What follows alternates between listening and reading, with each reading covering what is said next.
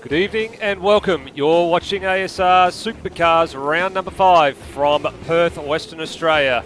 It is the Western 180, so tonight it's a pair of 90 kilometre sprint races around the 2.4 kilometre 7-turn Barbagallo Raceway circuit.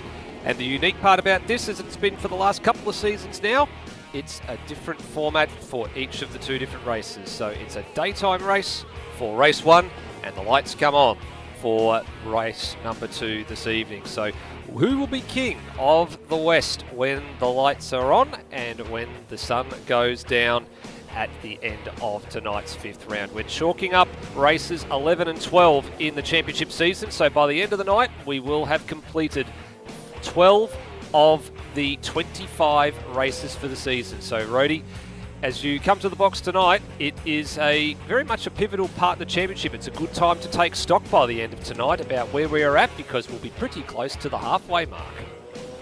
Absolutely, yeah. Good evening to everyone watching along at home or wherever you are. And yeah, no, this is going to be very much a point in change this season for a lot of drivers. I think it's one of the last times that we visit some of the shorter tracks. I think this is probably the shortest track from here onwards, actually.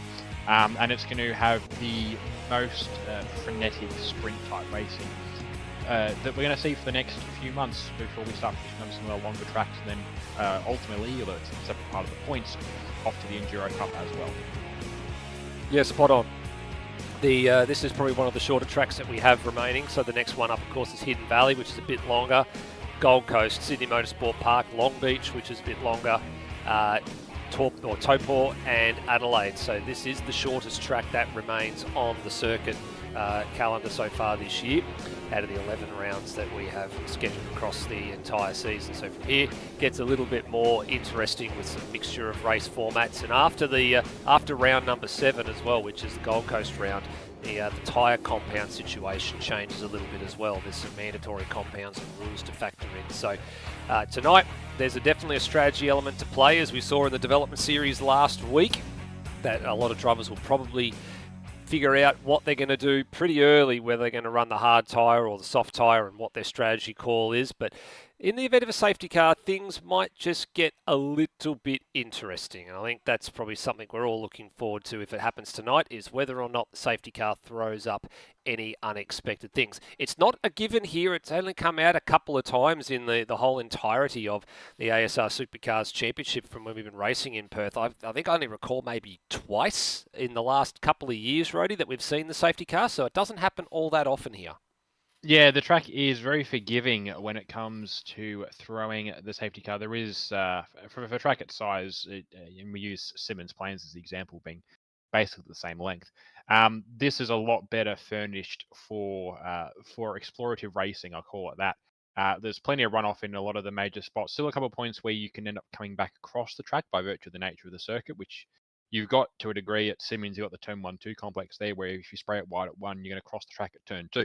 But yeah, the same sort of thing through the S's up here. But otherwise, mostly pretty good.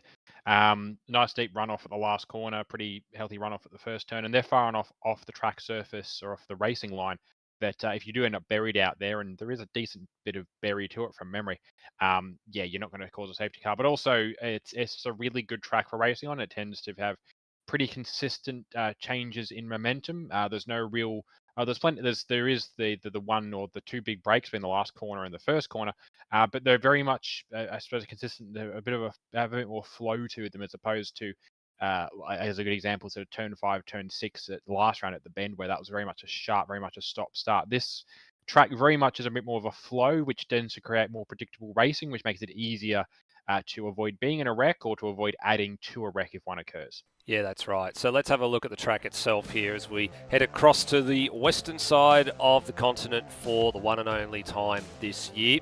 We've been here every single year on the ASR Supercars calendar since its inception in 2018, and we are off to the Wanneroo region, which of course is north of the city of Perth, and off to, or what's nowadays called carco.com.au Raceway in Wanneroo, affectionately known as Barbagallo. 7 turns, as you said, Rody. The most obvious point of the slowest points of braking here are turn 7, a big heavy hit of brakes at the bottom of the hill, which is aided by the fact that that corner goes, the approach to that corner goes slightly uphill from the minute you get to the bottom of the dip, and then another heavy hit of the brakes at turn 1, which is the slowest corner on the circuit, and it's very much a steady state corner.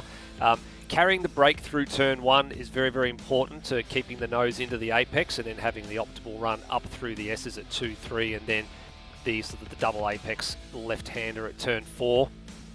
Turn 5 is very easy to get wrong, and then turn 6 is very, very important because it does set you up for a maximum terminal speed up and over the hill and then coming down into turn number 7. So the exit out of Cold Corner at turn 6 is vitally important, and the lap is over in around about 54-55 seconds, somewhere in that region. If you're a front runner in race trim, you probably expect to see times mostly in the 55s, 56s and 57s. So for 38 laps for 2 races tonight, you sort of do the math there and say, well, at roughly a minute a lap, it's going to be about a 38 to 40 minute race, give or take pit stops, safety car intervention and so on and so forth. But bit of an interesting dynamic this year, Rody, with this circuit, because the lap count has increased from last year. It was an 80 kilometre affair last year, which was 34 laps. This year it's a 90 kilometre affair for each race, which is 38 laps.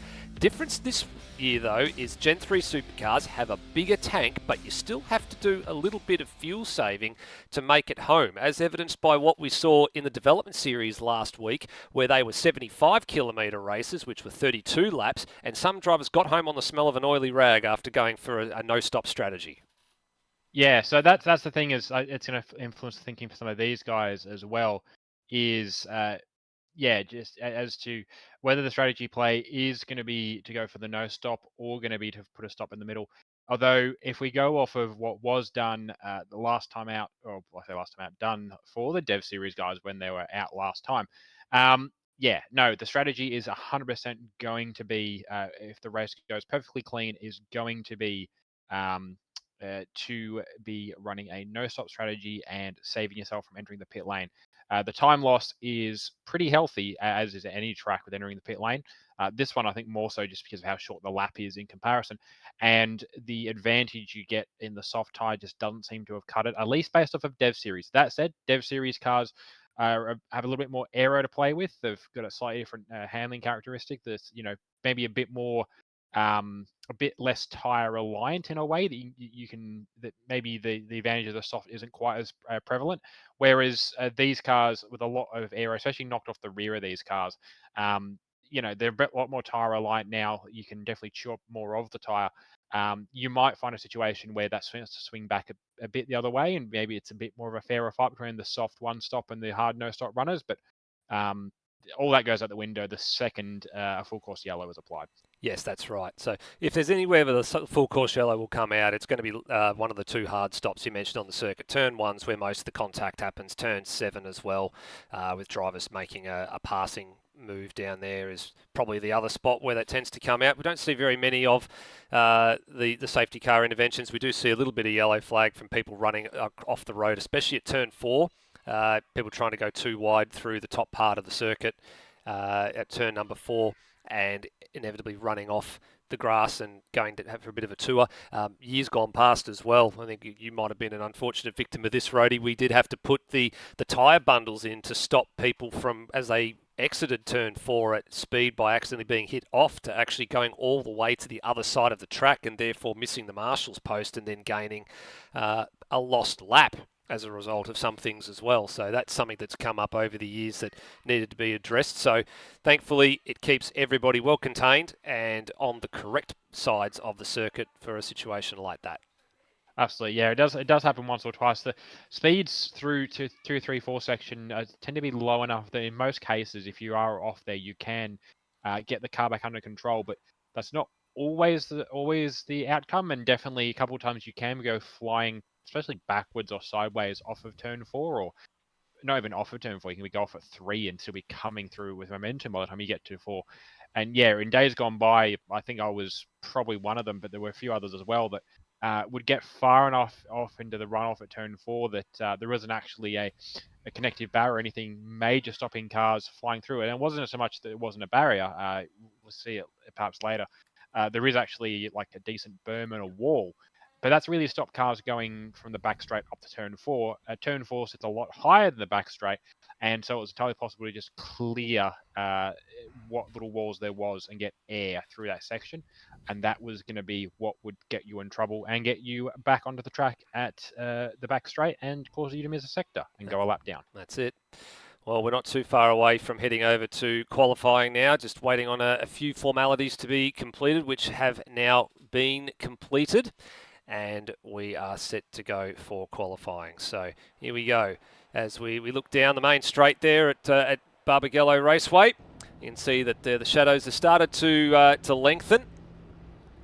So there's a bit of darkness on the circuit, unfortunately, for drivers that were probably expecting a bit of daylight. Now, the important thing, speaking of darkness and daylight, one of the improvements this year, you can see it there, the AZ board, which is the acceleration zone. You can see the yellow and 100 metre and 50 metre boards off in the distance there near the bridge, heading down to turn number 1. There's a couple of those brake marker boards around the circuit. The visibility of those brake boards has been improved this year. One of the important items that came out of some driver feedback from last year was that there was a few issues with visually getting an eyeball on the brake marker boards in the nighttime conditions, or the twilight conditions rather. So what the officials have done this year is put a bit of reflective tape on those, made them a bit more obvious so drivers can actually see them. And braking, we've already been told from the development series drivers, was much better heading into those braking zones throughout the course of their twilight affair last week, 7 days ago approximately. So they actually could see the traffic cones, and the brake marker boards were very much easier to spot. So therefore, Rhodey, that means under braking in the twilight conditions, there's zero excuses. Absolutely, yeah. Speaking of the conditions, we've got drivers heading out now to start qualifying runs with a 10-minute session. And the head of the queue, and it's a very long queue, I think all but 5 or 6 cars are out on the grid. The head of the queue today is Anthony Green aboard the Autobahn SES Light number 10 Mustang. And he'll be the one setting the first lap for us, as long as he keeps it clean. Certainly will. So let's go on board with the number, was he again? The number 10 going 10, yep. into turn number 1. So here we go on board. You need to carry the brake through here. So some drivers will try and treat it as a double apex like Anthony's doing and cut back to get on the accelerator a little bit earlier for this drive up the hill through 2. Turn 3 to the right, turn 4 to the left. This is another one of the double apex corners, but Anthony's staying quite close to it there and opening up the next corner. He wants to get as left as early as possible, or late as possible on turn 4 to open up that kink at turn 5. Plunge down the hill into Cold Corner.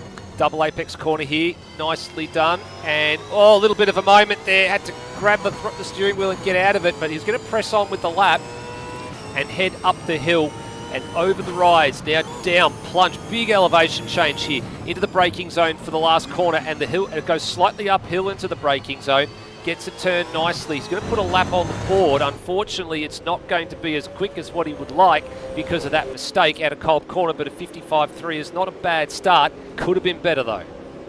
No, it could have been better, but he's only been better by one driver so far, and that was the driver picking up his slipstream through that run, Noah Taro. Yeah, but look at the difference of 54.8, yep, so like exactly. 4 tenths of a second. Nearly half a second. He's also just been jumped by Luke Newing as well, who's filling it in. Sorry, no, he's not filling in. He's now in his own car. He's now officially in his own. Well, he's in his own car last round. He's in his own car last week. Again, this is the problem. Is his car so close to one of the Vortex Racing cars in my first look? Oh, it's a Vortex Racing car. I'll have to work on that aspect. But yeah, the first glance, lose it, nearly identical. But yes, Newing's in there as well, and now the numbers starting to flow in. What we expect to see Lockie Box up there as well. Kurt Stenberg in second, and Wayne Walker is currently at the top of the pile. Yep, Walker at the top of the pile, and Stenberg right behind him. And surprisingly, Rody, I did have a bit of a look through Stenberg's history because for a little while he wasn't always too pleased with how he went at his home circuit, but his last 7 races here across the 3 rounds he's contested, 2 firsts, 4 seconds, and a 6th.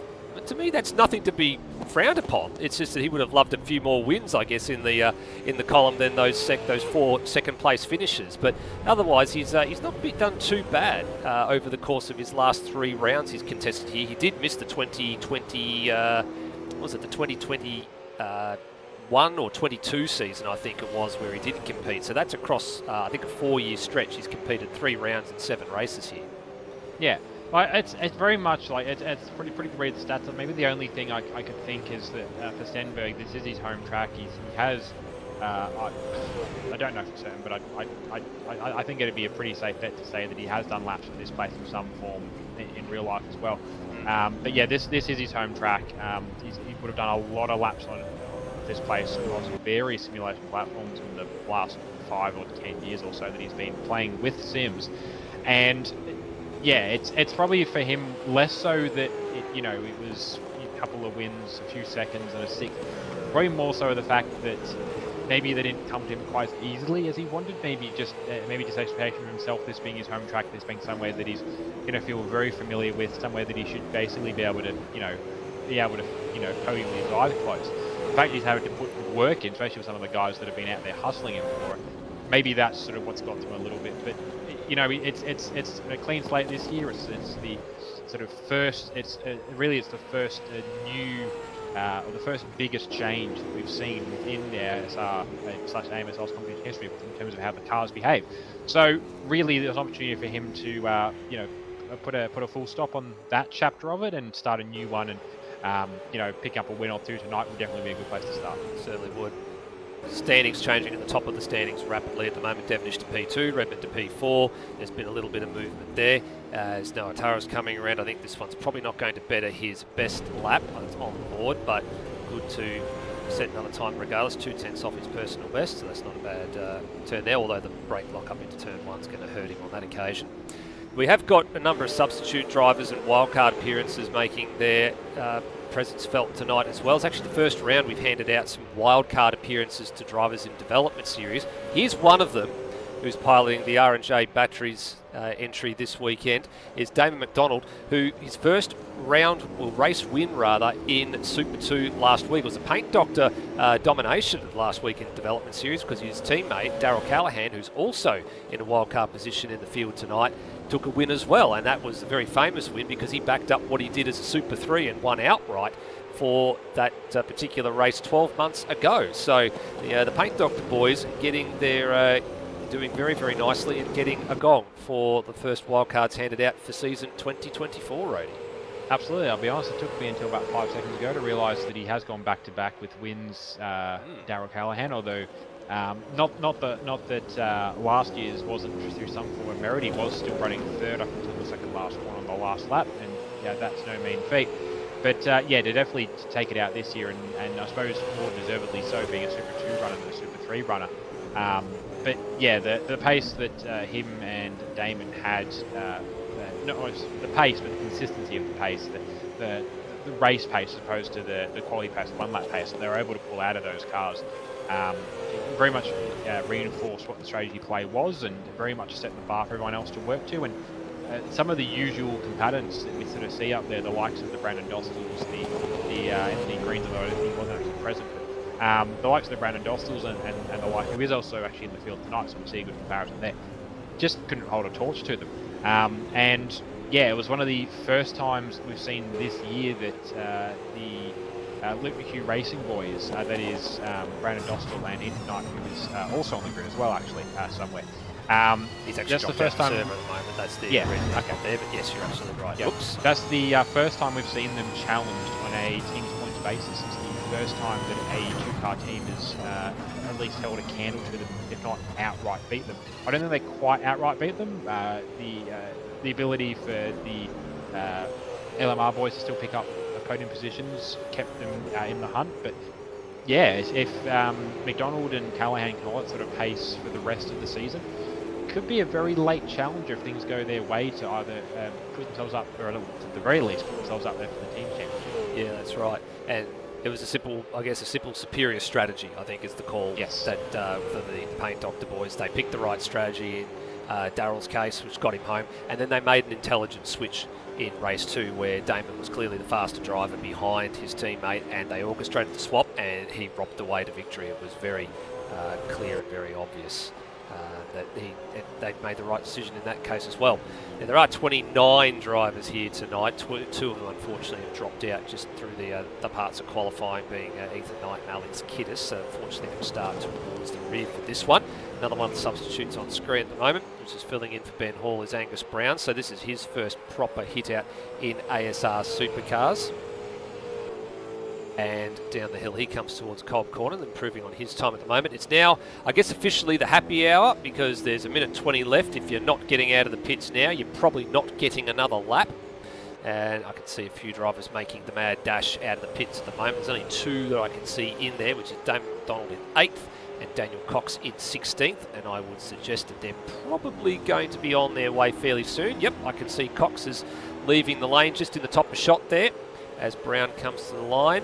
And he lost a bit of time there. There's that's him done, I think. So there's Cox leaving the lane, and Damon McDonald's pretty content to sit where he is.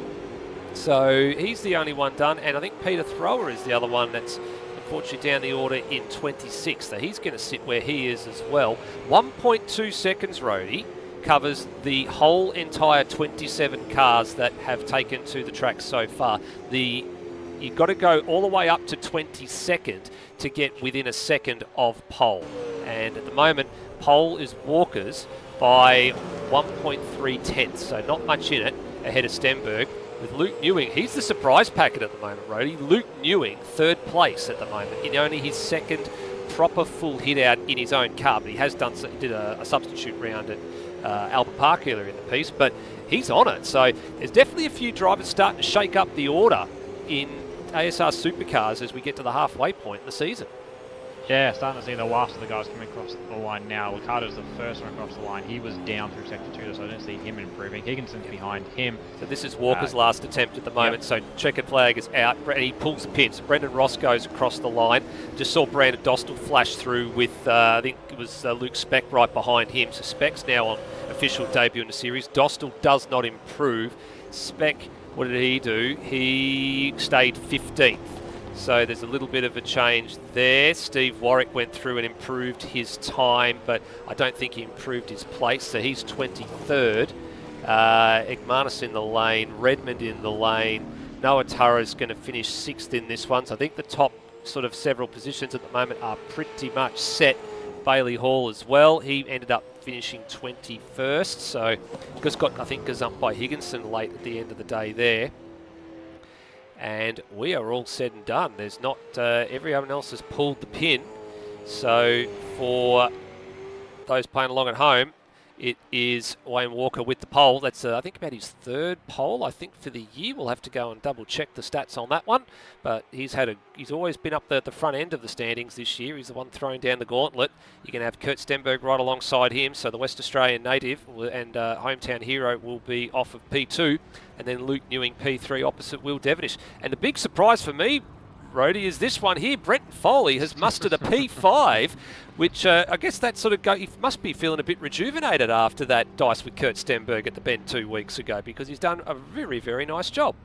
Yeah, it's a really good lap time. It's slim pickings for gaps at the top end, as it is anytime we go to Barbagallo. Same with Simmons Plains. It's just the short lap means that the gaps are always going to be a bit smaller. But it's you know, you sneeze and you're going to lose 3 spots. But yeah, for Foley to put that time in there, he's ahead of Noah Turra, and we know what Noah Turra's pace has been up until tonight at least. He's been the fastest area driver in a race setting. Granted, we haven't had a race setting yet. Based on qualifying, Will has gone quicker. But you know, to be ahead of Noah, and Noah's carrying quite a lot of pace this year. To be up there ahead then also of Tim Redmond, and, you know, Tim and Foley have been battling about the same sort of pace, so good to see he's sort of back up to battling around Tim again. Ahead of, or Damon's very much a wild card in that in every aspect, so being ahead of him maybe isn't too much of a surprise, but you know, he's ahead of Termo, he's ahead of Dane Liccardo, and Dane's been maybe a little iffy on pace. Also ahead of Brandon Dostal, who is doing his first Supercars wildcard this year. And very much is somebody who's been very, very quick in Dev Series, and someone who's very comfortably picked up poles there.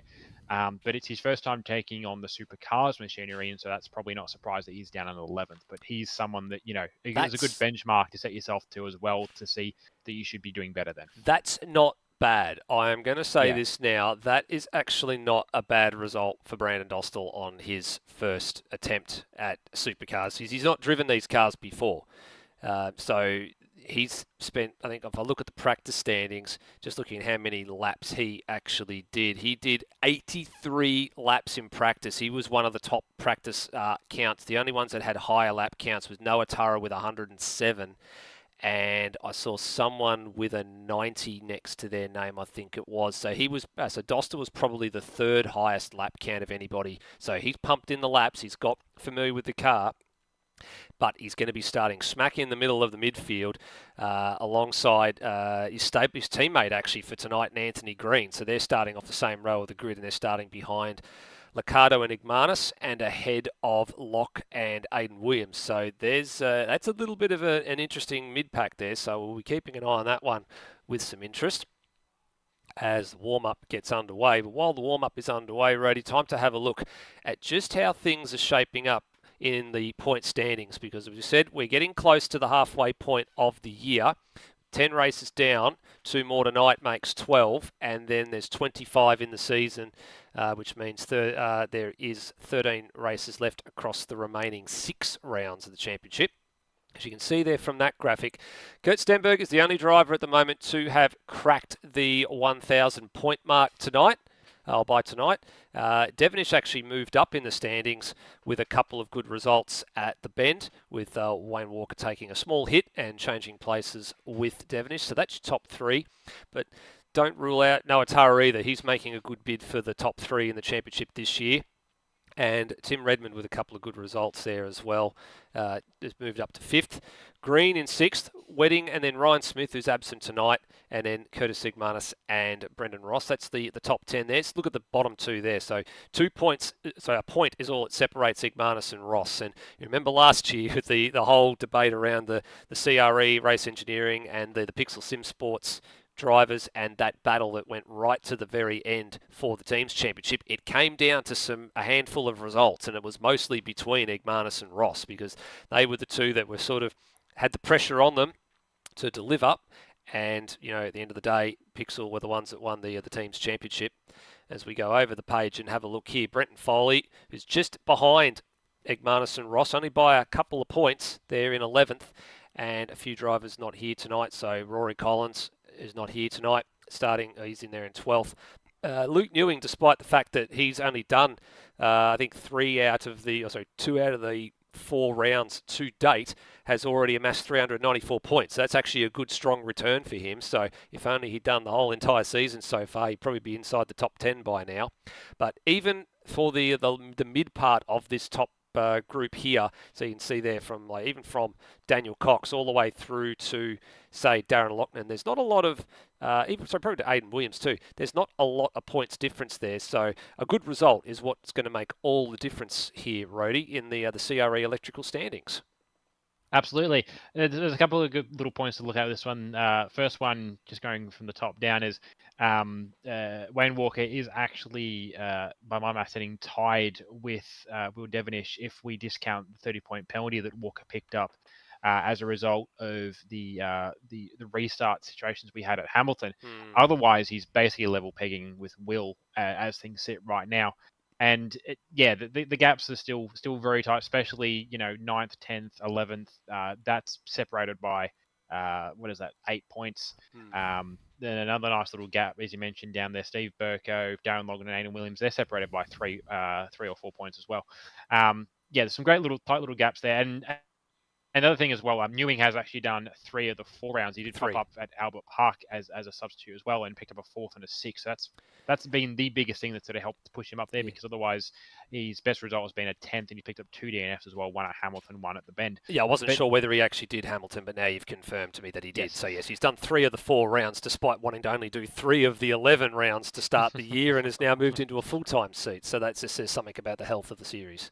Yeah, he's sort of doing it's a yes and a no, but I suppose he's sort of doing it's sort of the alternate reality of Todd Hazelwood's start to the 2024 season, where he wasn't supposed to be driving and then picked up a round and then picked up 2 rounds, and then if things are played differently, maybe he'd still be in the car now. But same sort of thing, where Newing wasn't penciled in to do much driving this year, and then he's gone from being on the sidelines to being a guest driver to now having his own entry.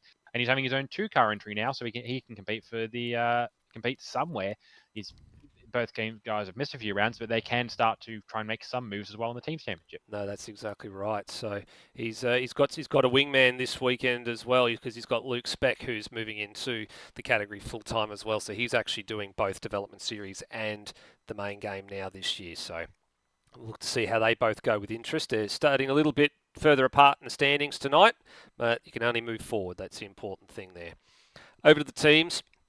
There has been a small change at the top, with CRE Engineering moving up to the head of the queue, and also Sideways Esport Light moving ahead of BWT Pixel Sim Sports. So that's why there's a push at the moment for the Esport Light guys to have as many drivers in the car as possible. It's why Brandon Dostal's in tonight. They want to keep those points ticking over because they've got a bit ahead of steam and they want to keep using it. But have a look at that. Top 4 covered by 150 points.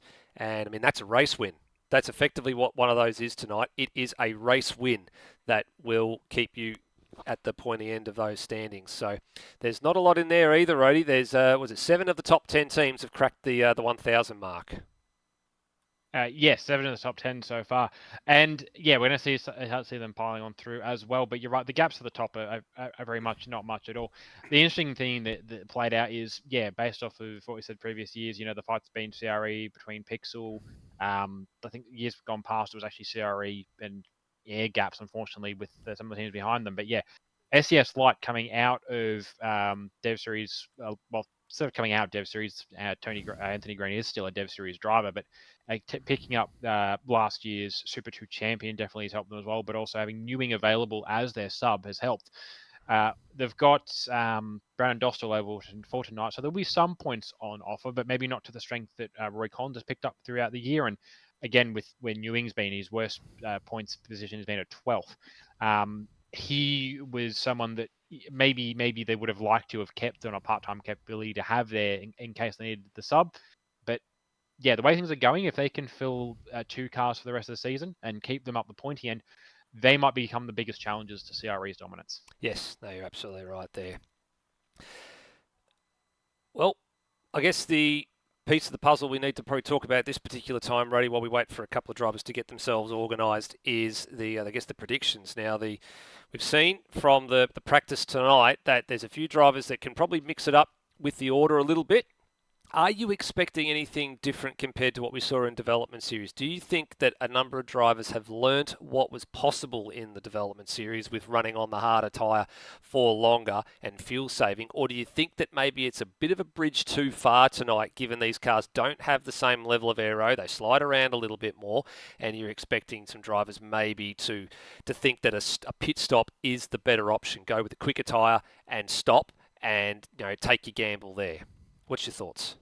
I'm rather than doing the typical thing of me spitballing an idea with no clear idea of what I'm talking about, given that my race, I have the worst precedents I've had before a Supercars round to go. Yes, this is what worked in Dev Series, because my entire Dev Series night a week ago was gearbox of shifter completely crapping the bed for race 1 and ended up blowing up an engine, and race 2 standard roadie at Barbagallo things crashing out before the race has started. So I'm going to go have a quick look at the Daniel Cox. Sorry, it's not it's provided by Daniel Cox, but they're not the Daniel Cox notes. Daniel Cox Designs notes this year.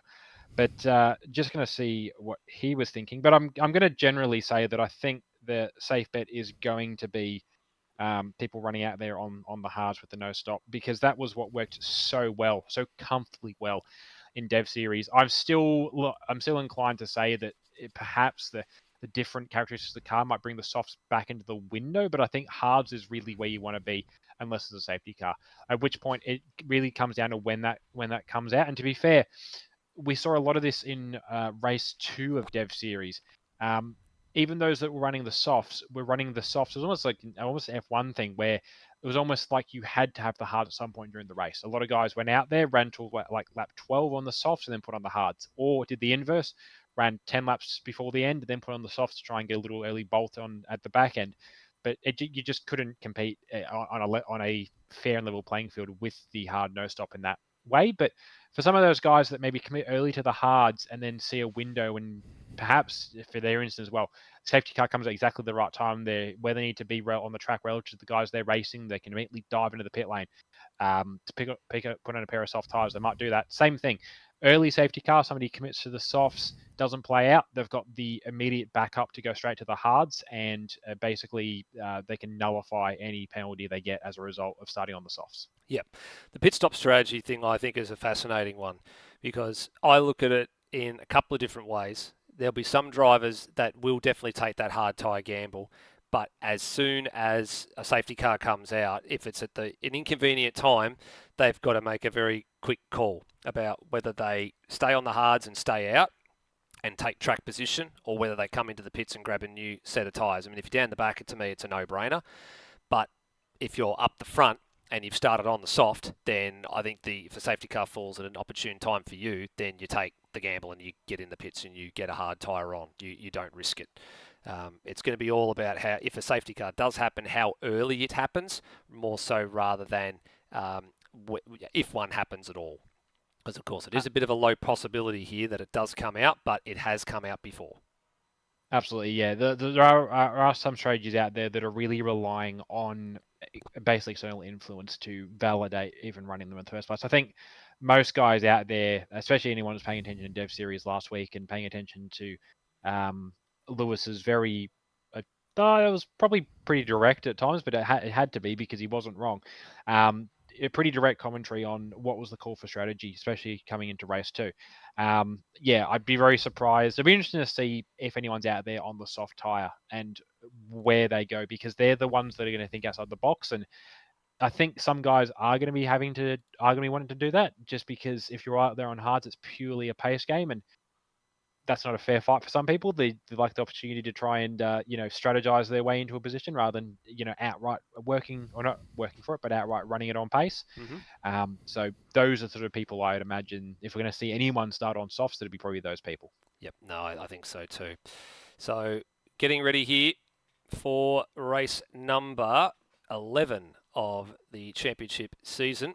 A few drivers sort of getting themselves on the front row here and ready to go. There's Kurt Stenberg sitting off of P2.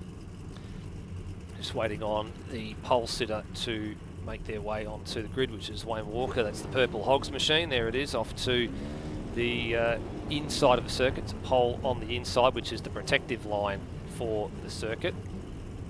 And I think we're just waiting on a couple more, so Wedding and a couple of others. And I think we have now officially got everybody, and we'll get underway. It's a short lap, and there's 29 cars. Ready, we've got to get through them. Absolutely. So starting from pole is Wayne Walker in the first of the ones that are motorsport cars. They're actually booked into the grid tonight with Alex Kittis down the back without setting a time.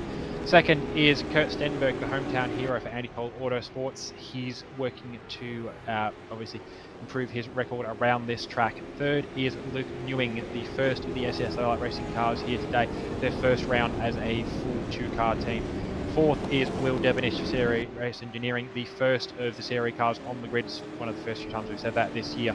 Fifth is Brendan Foley with PBS Race Engineering. That's a really good start for him, and he's one of 3 cars on the grid for that team.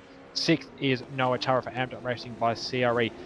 Very much a strong performance from Noah as well, but not quite what we've seen in the last few rounds. Seventh is Tim Redmond for Beyond Racing. He's the first of the Kiwis, with Damien McDonald in 8th. Brad Jones Racing, the first of the 2 guest cars here tonight. Ninth is Dan Liccardo, the first of the SES entries for SES Team Dark, with Curtis Martis in 10th for Sierra Engineering. That will bring the 2 of them to the top 10. 11th is Brandon Dostal, the first of the SES Light entries. He's filling in for Rory Collins, with Anthony Green in 12th alongside him. That puts both the SES Light cars on the 6th row of the grid.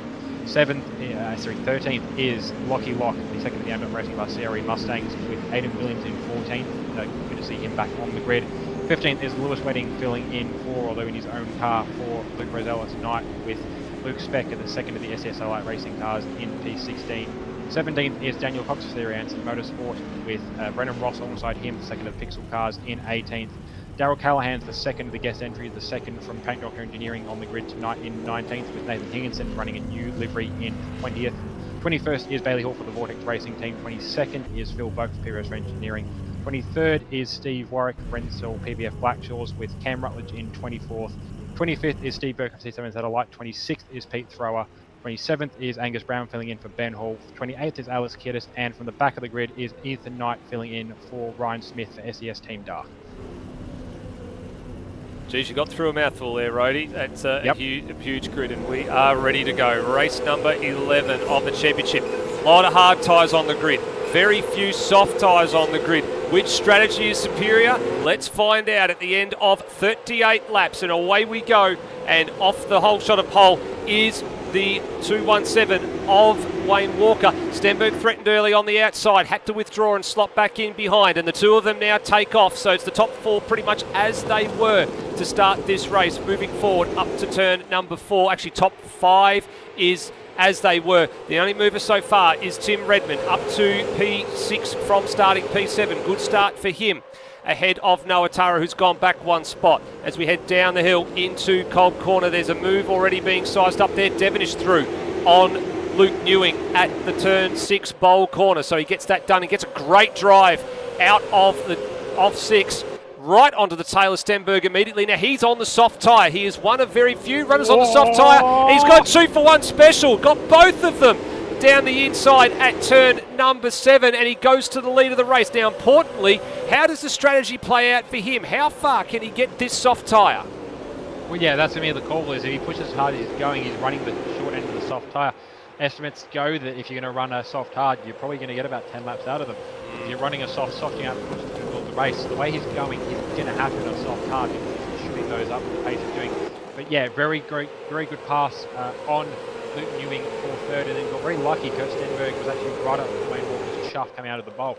Got a little bit of a slide on, which is what checked him up, and is what opened the door for Devonish. I wouldn't expect it a 2 for 1 at the last corner. That's not the stuff you see on lap 1 of a 38 lap race. No, certainly not. And his teammate as well is on the soft tyre. I've noticed as well, Igmanis. He's got 2 spots. There might be a change position here between himself and the stable team car of Noah Turra, and there is. So Turra doesn't fight it. He knows where the race is, and Igmanis gets another spot too, as Foley now starting to come under attack ahead from Tim Redmond, who had a bit of a look at turn 7. I believe Foley's learned his lesson from the bend. He's gone for the hard tyre. I'm struggling to see what tyre Redmond's on. He might be, is he on the soft as well, Rhodey? He is, yeah. He's on the soft as well. As is Curtis Martin behind Foley as well. So Foley's not the only one, obviously, in the top 10 on the hards, but he's definitely sandwiching them by soft tyre runners. Yeah, he certainly is. So just looking through the field, Turra on the hard, Lockie Lock, I believe, is on the hard tyre as well, and so too Dane Liccardo. So only 3 drivers inside the top 10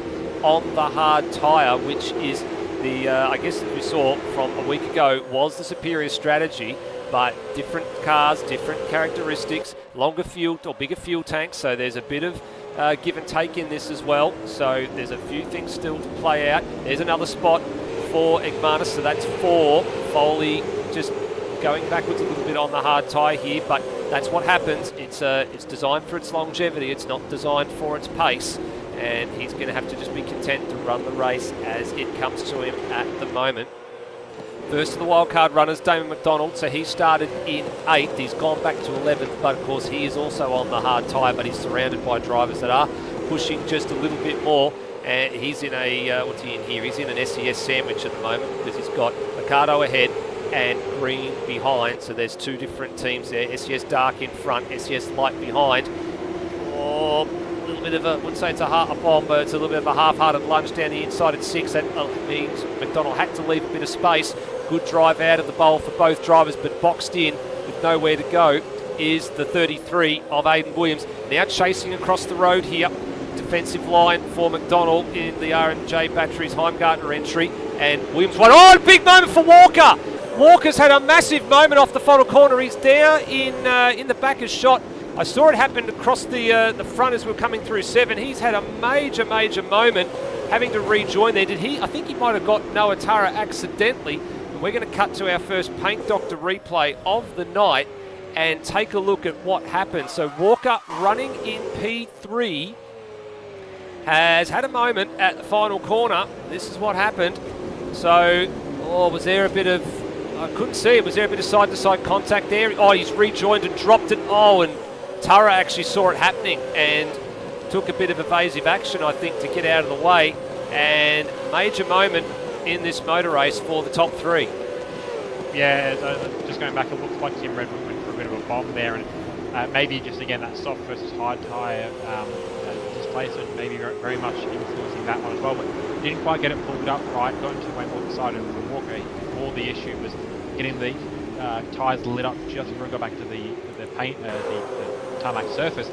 Pushed him to a spin, pushed him across the curb, and threw him back across the front of Noah Turra. And further dramas because Luke Newing is off the road. There was a localised yellow at the final corner, and it was Luke Newing who was off. Now, he was on one side of the circuit. He's now on the other side of the circuit and heading for the pit bay. So he's going to go a lap down here. Thankfully, no safety car at this point. We also have lost Ethan Knight in the first couple of laps as well. Looks like that might be some sort of a game issue for him. But this is something that is, it happens a lot here at Barbagallo Raceway. It's when you come into the pits, it's a problem if you're out of sequence, because if we look at our Pallet Control Solutions race facts for the day, you can see here the extra notes down the bottom. There it is, traffic during the pit stop. So if you pit at an inopportune time, you fall into a traffic situation, you potentially have a lot of traffic to contend with. And if you're Luke Newing in this case, you've just gone a lap down. Yeah, I think for Newing's case, it's another incident again at that last corner. Tim Redmond was actually around as well as the car following him behind, but that was entirely on Newing from what I can see. Just approached me too late, just carried through the corner, just picked up understeer and made to the fence, which is a bit odd one. Maybe stuck a throttle or something in there as well. I'm not sure, but to be only just missing the corner and then to make the fence doesn't quite stack up from where I'm sitting. But it could just be just a trick of the eye. But yeah, enough damage from punching the wall there. Probably steering damage, if not a tyre down. And yeah, he's gone a lap down now. He's actually got 2 laps down. He's actually just leaving the lane now, so the race leader's gone around to get him. Redmond's just pinched third away from Lockie Lock, so there's been a little bit of movement in the field as a result of Newing going off and a few other drivers being scattered throughout proceedings here. Williams picks up a spot on Liccardo, so there's their 2 hard tyre runners actually, so they've now trying to latch onto the back of Igmanis, who's just become stuck behind the 074 of Foley at the moment and hasn't been able to use that soft tyre the way his teammate has, who's checking out in front of the field and enjoys quite a healthy lead at the moment. It's getting up towards 5, it's actually 5.3 seconds, so it's getting bigger by the moment, but of course he is going to have to stop at some point. Absolutely, yeah, and that's the thing you want to be doing if you're out on the softs, just trying to check out as best as possible. They've actually done that already, 5 second gap over Kirstenberg. Tim Redmond's made big moves as well. Tomo's very much stuck where he doesn't want to be. Oh, there goes Foley. Lock up. Although I say that he's folded off the corner. Yep, lock up for Foley going into the final corner, and it's an easy pass for Igmanis. And I think it was Tara actually had a lock up going into the final corner too. It just wasn't as severe. Yeah, I was going to say up to that point he was doing what he needed to do because he was very much running around, running his own race. But importantly, he wasn't opening the door. It doesn't make it any easier for the guys behind him on the soft tyres, forcing them to run alternate lines to use up their tyres to negate any advantage they have over him in the long run. But following it off like that doesn't help. Whether the soft tyres are as much of a disadvantage or the soft tyres of the stopper as much of a disadvantage as they were for drivers. While we're on board with Higginson, Igmanis went straight on at the bowl, and that's an engine for the Igmanis machine. And I just saw we were on board with Nathan Higginson. It just happened. He just went off at the Kolb corner, just basically went straight on almost. Don't know if he was assisted, but we'll have a look at this here on the Paint Doctor replay again. And yeah, I think this is all 100% on his own. And yep, just couldn't retard the car. Big lock up, straight on. And thank you very much. Good night. Yeah, big engine damage there. And over and out. Yeah, well, that's going to hurt big time because that's gone from potentially, a small loss in points with the soft tyre strategy to pick up none at all. So, yeah, that was easy enough to do. Unfortunately, it wasn't anything to his own control to the point. Very much just the contact with the wall was what killed the engine rather than any sort of shifting gremlins or the like. So, yeah, unfortunately, 0 points for Igmanis. This one needs to be starting down the back with the other retirements so far in race number 2. That's exactly right. And the reason I was lucky to look on board with Nathan Higginson is because he'd moved up 10 spots at that time. He's now moved up 11 spots by virtue of Igmanis going off the road. So on the hard tyre, plodding along nicely. He's actually moved ahead of Damon McDonald in the wildcard entry as well. And then you've got it's Dostal, who's now in behind there, as I think there was a move potentially being made down there by, I think it was Phil Boak, who couldn't quite get it done. And in the back of the shot, we had Bailey Hall going around at the final corner, and he was actually caught on the outside of Phil Boak and then lit it up on corner exit, went around from what we are seeing on our other monitors. Yeah, so what's helping in Higo's case, I think, aside of the fact he's probably definitely seen the fruits of his labour with his practice before the last round and has noticed that, hey, maybe I'm actually onto something here. The other thing that's helping him right now as well is that he's the first in this train of 4, and the only in this train of 4 that is out there on the soft tyres, so he's got that little bit of that pace advantage inherently over the cars behind him. No, he's actually on the hard tyre from what I'm seeing, the yellow sidewall compound on that tyre, so you might want to double check the facts and figures there for a minute, Rhodey, as we're watching come under attack. Well, that might have just been the angle that I was looking at it on, because it looked yellow from one side and it looks white from another side, so we might have to double check that one just to be 100% sure. From this angle, it looks white, and then I think it was from another angle it looked like it was yellow. So I think we might have to make the hard tyre a bit more of an obvious colour. We might have to have a more contrasting colour. From this angle there it looks yellow, and then sort of that angle there from the far shot it looks like it's yellow. So I think we'll need to wait till we get a few more close-up pictures and that. But even if Higo is on the soft tyre, he's the top tyres are maybe starting to show their wares a little bit now, because here comes Dostal. And that's a clean pass down the inside on the hard tyre on McDonald as well. So there we go, and confirmed by Jesse Bennett, he is on the soft tyre for Nathan Higginson. So that confirms all of that. Dostal moves up to P10 after starting 11th. So again, letting the race come to him as everybody progresses on. So what of our race leader? So he had gotten a margin out to 5.3, and what's it sitting at now? We'll get our split here. It's 5.9, and based on the last lap times, he was only a tenth of a second quicker than Kurt Stenberg. So I think this is really the crossover point in the next couple of laps. I think Devonish is probably holding out for a safety car if he can, because it will give him a benefit if he gets a safety car and can take that stop. So what did he do last lap? 50, I think it was a 56, I think it was. And Stenberg behind him actually was a little bit slower. So it's not ebbing and flowing as much as I thought it was. It's not going up at any great chunk of knots. So there's Debbie, up to 6.2 now.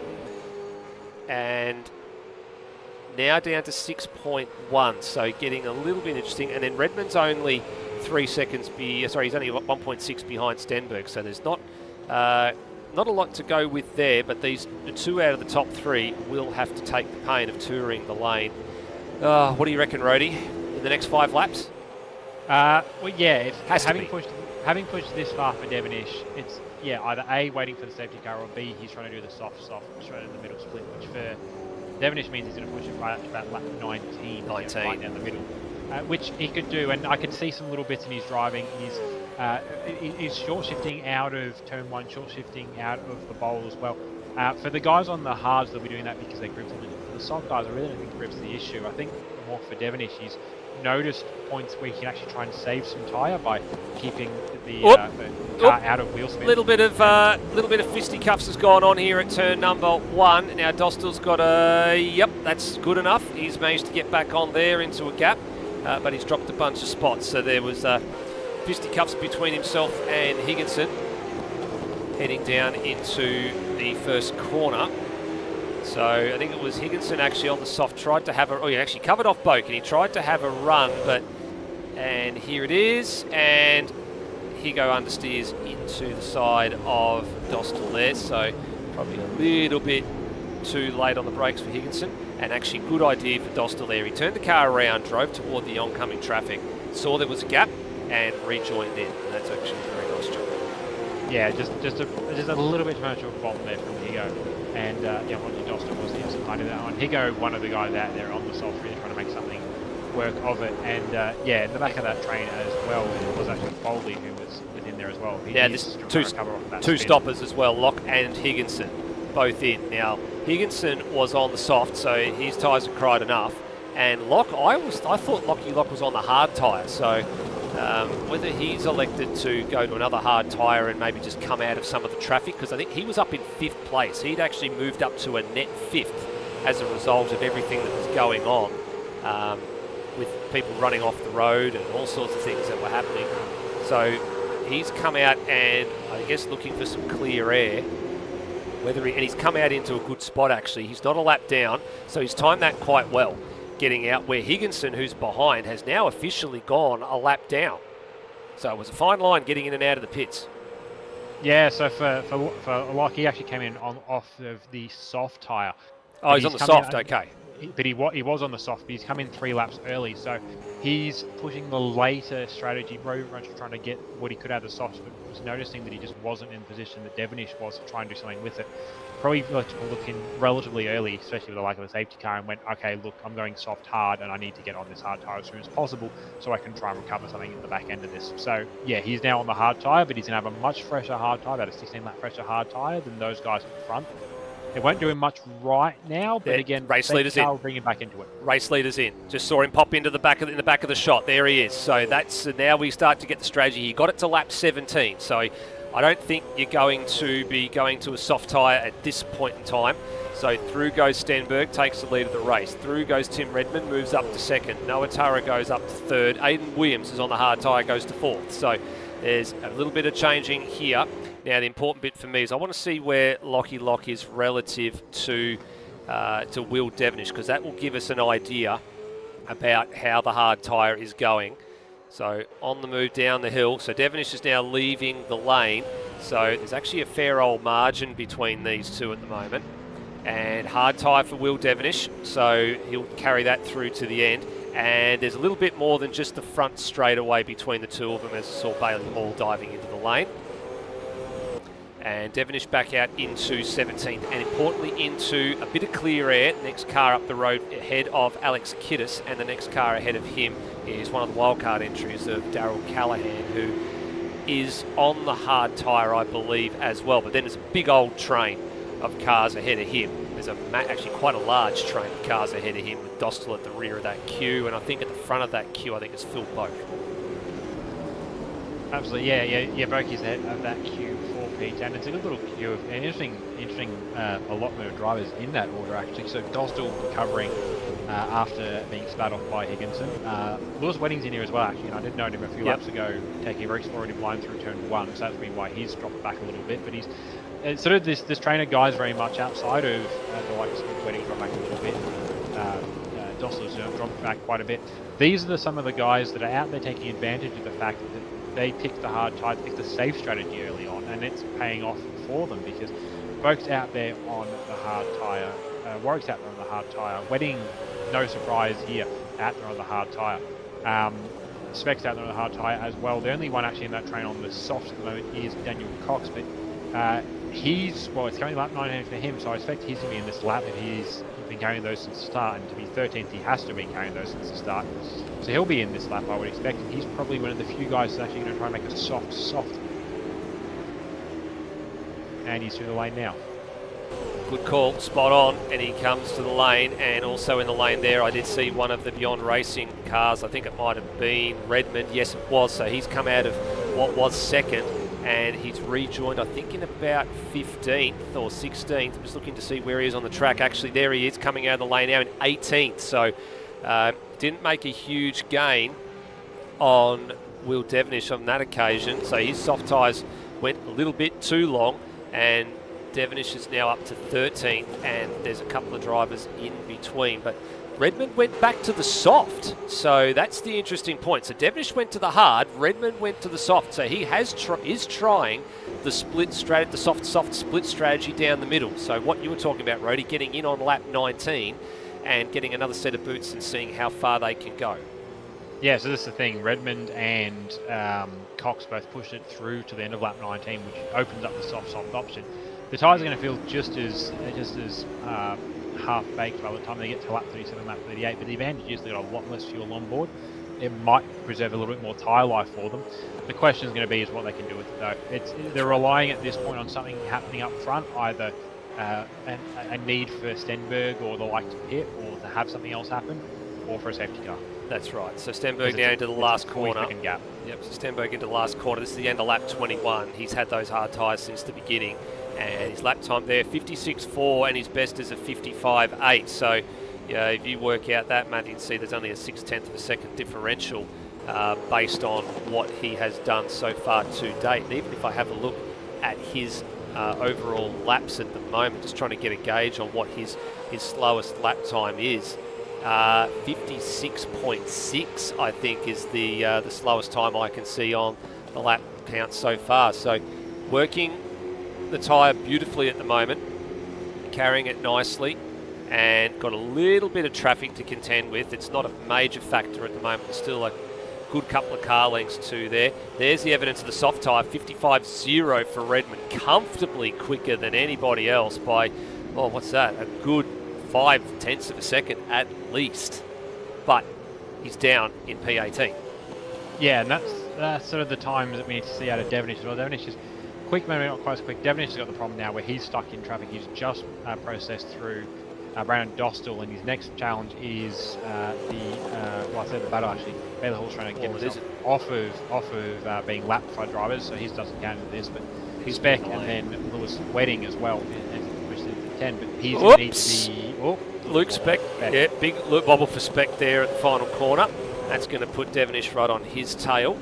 Now, the important thing for Bailey Hall is, yes, he's been through the lane. He is a lap down, but he does have the fresher tyres. So if he can pass another car safely and get himself unlapped and then drive away, he is more than welcome to do so. That has been the rule for some time. But if he can't drive away, he'll continue to get the blue flags and he will have to concede that position.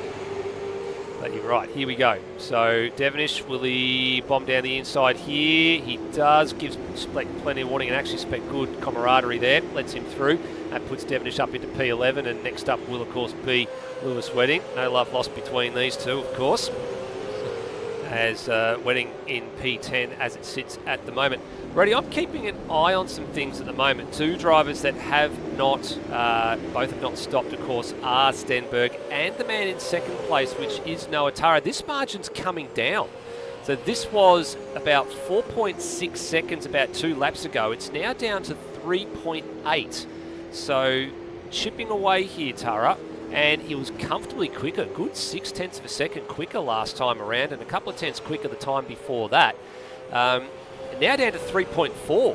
So what's happening here? There's definitely something still to play out here. As Tara preserved those tyres quite nicely that he can make a charge, as he kept a bit of extra fuel in the tank and knows what the number is and can push on a little bit more while Stenberg has to save. Now down to 3.2.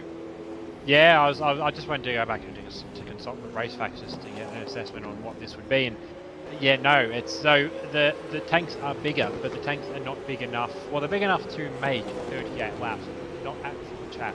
They're going to have to save some fuel somewhere. And I think that's what we're seeing, is that maybe Tara are able to save fuel in traffic versus Stenberg, who's had no help at all during this race. He had no surrender about to jump on fuel saving up. I think his issue is, he's not being able to save the fuel, so he's going to do that now. As well as for Tara, he might not have saved enough yet, but if he can push the pace on and catch Stenberg, even if he just sits behind Stenberg at 10 laps first, he can use Stenberg to try and save some fuel for him. Stenberg's a bit stronger in Sector 1. That part I have worked out, but Tara's got good drive out of Cold Corner, and he's got a good final sector as Higginson gets some airtime doing his showboating in the back at the moment. So, and Tara's taking about 0.3 of a second out of him at the moment. So this will be close if these two are electing not to stop between now and the end of the race. And then the next one who's in the queue here is Anthony Green. Now, he hasn't stopped either. The car ahead of him has, which is Aidan Williams, and he is actually officially 1 lap down, so he came out of about 4th or 5th place, similar spot to where Lockie Lock was. So Green running 3rd outright and some 8 seconds behind, but he's got to pay a little bit of attention because behind him, stablemate Dane Liccardo, and Liccardo was faster last time around by 0.3 of a second, so there's a few drivers that are just starting to come into the window here. They're comfortable with where the tyres are at, they're comfortable with where the race is, and they think they can make it to the end. And he's in 4th. McDonald's another one who started on the hard tyre, so he's reiterated that strategy from a week ago. He's up to 5th. This is a good recovery from Walker though, considering what happened to him off at the final corner and on the hard tyre, and he's now up to 6th and challenging McDonald here, so probably only a matter of time before he gets back up into the top 5. So keep an eye on that one for a few minutes on the totem on the side there. Then comes Will Devonish, and he's the one that's got the fresh tyres at the moment, and at the moment he's about 6 to 7 seconds behind Walker, so it's 7.7, there it is there. And then Steve Warwick, who's on the hard tyre, up in 8th, one of his best sitting positions for quite some time in Supercars. I actually can't recall the last time I saw Steve Warwick with the top 10 finish, but he'd very much take one with both hands if he could get that tonight. Then Dostal, who's up 2 spots after that little incident at the final corner, sorry, first corner. And then Wedding, who's doing his best to hold off Luke Speck here, but with a rampaging Tim Redmond on the soft tyre right behind, and Callahan tucked in behind him. So the last spot inside the 10, definitely not settled, and the margin in front continuing to come down. Now 1.8 seconds, Rhodey, getting closer with 10 laps to go. Game on. And we've just seen a couple of pit lane calls. Oh, we have. We've seen Wedding in and Warwick. In and Warwick's in. So I feel like Wedding maybe looking at the hard soft. Yep. perhaps the same for no Roach choice car's here. gone up, so he's switching tyres. It's a Yeah, I no-brainer think here. the- If you're on the I hard, think it's a pushing for the- no-brainer. Pushing for the hard soft. The only I thought would be for guys on hards would be pitting for fuel. If Yes. they were really confident they could make it. And Foley. Foley passed this lap as well. Let me go see what he's running. He's got to be on a He has to be. soft. Yeah, he's on a Yeah, soft he's for soft. sure. He's a soft runner, Yeah, so so he's stopped. he's So into he, the lane. yeah, so he remember he started. I think he started 5th, and he's 16th in the order at the moment. He started 5th, and he went a bit long, dropped a bit further behind, and now got into traffic. Look at this, right up behind Steve Perko, who wants absolutely none of that face full of Camaro, and moves over. But Steve Perko's also a lap down as well. And this is going to put Foley right onto the back of Cox. Just look at the drive. Massive difference out of the bowl. New soft tyres versus worn hards. Foley down the inside at the final corner of the flash here. Fait accompli, I think, for Cox. And, yep, absolutely, there it is. Don't roll it on the curb there, Brent. And he gets through. Yeah, I was gonna say, that wasn't even hard versus soft. That was soft on soft. It was just Oh, Cox soft on pitted at soft. lap 9. Yeah, because Cox was one of the two running the soft. Oh, and then Foley goes and does that.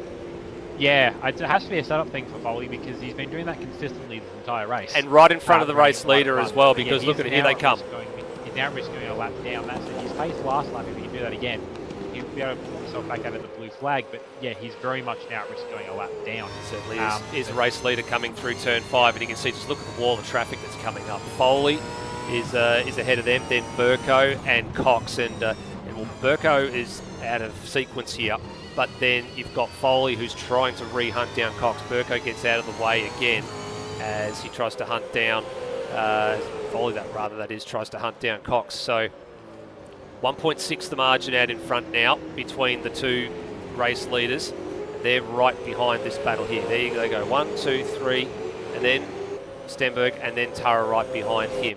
And then, incidentally, Foley's teammate in Phil Boak. All right, so where is everybody shaking out after all of this? There's been a few little changes in the order now with a few drivers in. Oh, and Anthony Green can't make the hard tyre work, so in he comes. So that's a shame for him. That was a good little bit of work that he had done. And his last lap time was a 56.9, so it wasn't all that bad, Rhodey. I'm actually quite surprised that he didn't continue on. Yeah, I think for these guys, maybe just a little bit fewer questionable on the and maybe on the math. But for them, they're much better if they're going to have to do anything. Is just stopping, running to the end, pace, picking up soft while they're in.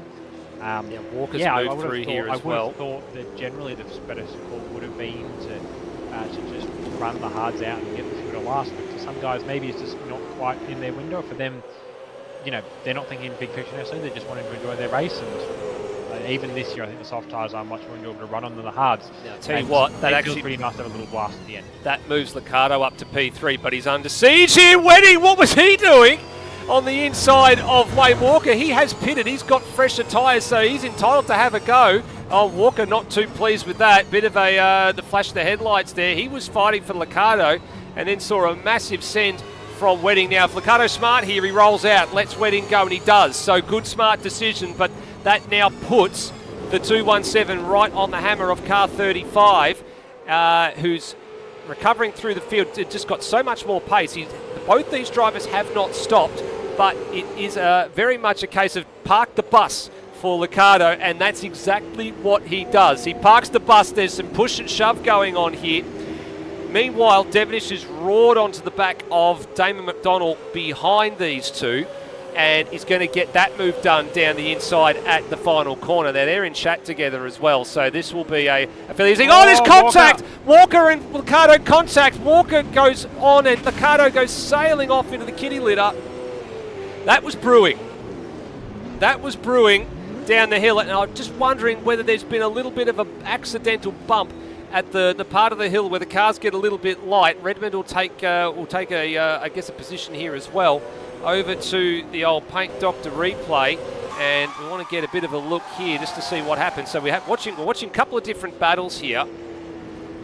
So Devonish had got the move done on McDonald behind, but this is the one here. Liccardo trying to drive it straight off the corner, gets a little bit of a wiggle and takes to the inside the defensive line here. Walker follows in the wheel tracks, and then what happens here? Oh, it's contact under braking. That will be looked at. no doubt, by the stewards after that one. It's a change of, I think Mercado went for the brakes on the inside there. Walker possibly a bit too late to react. Hard to see without looking at the rearward shot. What a shame for Mercado. He would have been probably top 4, top 5. He runs at the moment in 7th place, having conceded position to Walker and also to, who else, to McDonald and to Redmond. So that's where he is at the moment. But Devonish on the slot on the quicker tyres has moved back up into P3, has gotten past the slower car of Wayne Walker on the older tyres.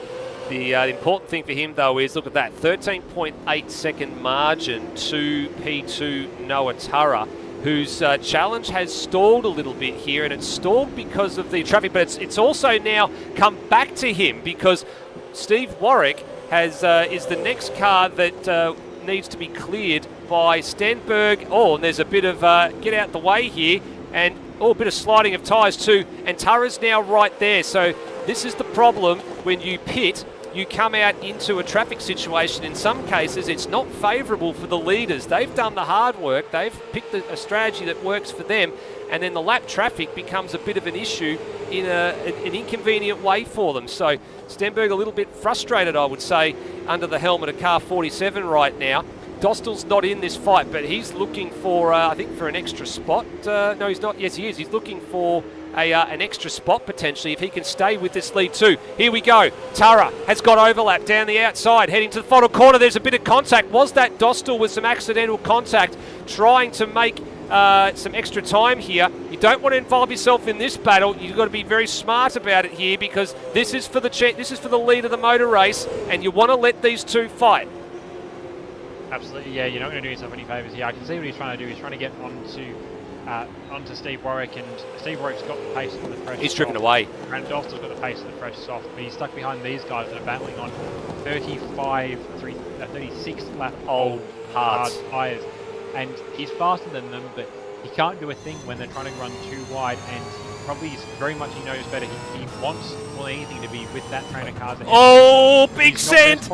No, big send with some contact, and Turra's wide. That might be the end of the challenge. He went for it at turn 6. Has been a strong suit for him because he has had some really good drive off, but he just unfortunately made an error there and ran a bit wide, and that let Stenberg off the hook. And look at the margin now. It's ballooned out. It's probably a good 1.5 seconds now. 1.9 in fact at the last split. So that, unfortunately, I think for Turra will be challenge over for the win. And he was setting it up, wasn't he? He was setting it up probably for the run out of the bowl and probably up to turn 7, but maybe thought that Stenberg might have been awake to what he did last time around with the run out of the bowl down the outside and tried for the late send. Was just probably a bit too far back, lucky not to take both cars off.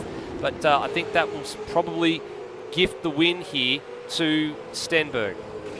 Absolutely. And another thing that might throw into it now is, again, the lap... I think that was Dostal wide over the curb. They're now starting to really be caught by some of these guys that pitted are on softs that are like miles or relatively speaking miles quicker than them. So Boak's just gone through as well, but it's meant that Kurt's, well, it's a smart move just to let them do their own thing, but it's meant he's had to give them a little bit of room here, maybe to take an unideal line, have to maybe lift the throttle a little bit through the corner.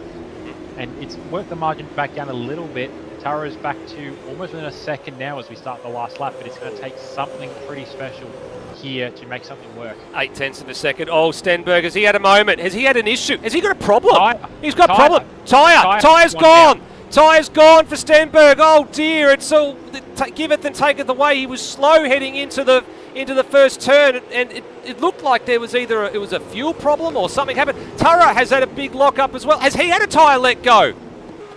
Did he have a tyre let go? Devonish through to the lead. What on earth is happening here? So both the race leaders have had some sort of tyre problem. Devonish is going to come through and take this win after stopping. So the hard tyre couldn't make it for some of these drivers in one foul swoop. And my oh my, I don't know what to say, Rhodey. The lead changed twice in the space of 4 corners on the final lap in a way I wasn't expecting. Wedding with a bit of an awkward moment. No! What's happened? Tara and Stenberg had a collision, and the end has taken out David Oh. McDonald, who's on for second place there. Well, we'll have to go back and take a look at that. Stenberg battling to get this thing to the line. What happens here? As will he make it home? He will. He's just going to get home ahead of Redmond. So Stenberg home second, Redmond home third, Walker home fourth, Tara home fifth, and then, well, what's the next after that? It's actually Anthony Green, who's coming around the final corner now, so he'll be sixth. Lockie Locke seventh.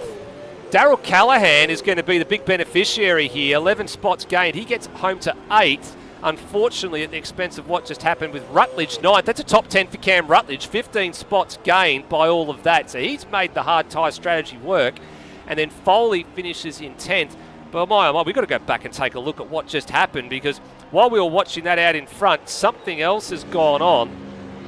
Did a tyre let go for Noah Tara, because it looked like there was some battling going on, and we have got it here. So let's go back and have a look at this, because this is mighty strange what happened. So Stenberg had his issue at turn one. Devonish went through. That's where we left it. Tara has got a front flat left, which is not a surprise because it is predominantly right-hand turning circuit. So there goes Stenberg trying to keep it through, keep it going. Both these drivers on a worn and flat front left tyre. And what happened here? So Williams in behind. There's the R&J Batteries car. What happens to Tara as he picks up the gas? Oh, he got into Stenberg. Oh, you're joking me. You are joking me. Damon McDonald had nowhere to go, and where did he finish after all of that? He finished sixth. He wasn't able to refire it, so he never made it to the line. Oh my good God. So he has completed, what's that, 31 out of the 32 laps and didn't finish the race. What a disaster. What a shame. That is, I don't know what to say, Rody. I don't know what to say.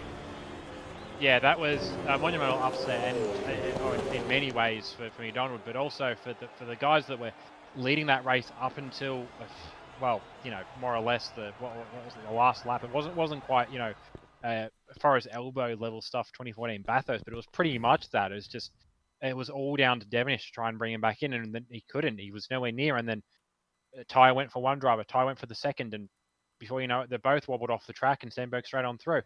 It's almost a miracle to some degree that Kurt still made it back for second. It was only, I think, by virtue of the contact and the fact that the cars behind slowed down for what was happening, and Stenberg being the one that ended up being run into meant that wasn't a concern for him. But yeah, that was that.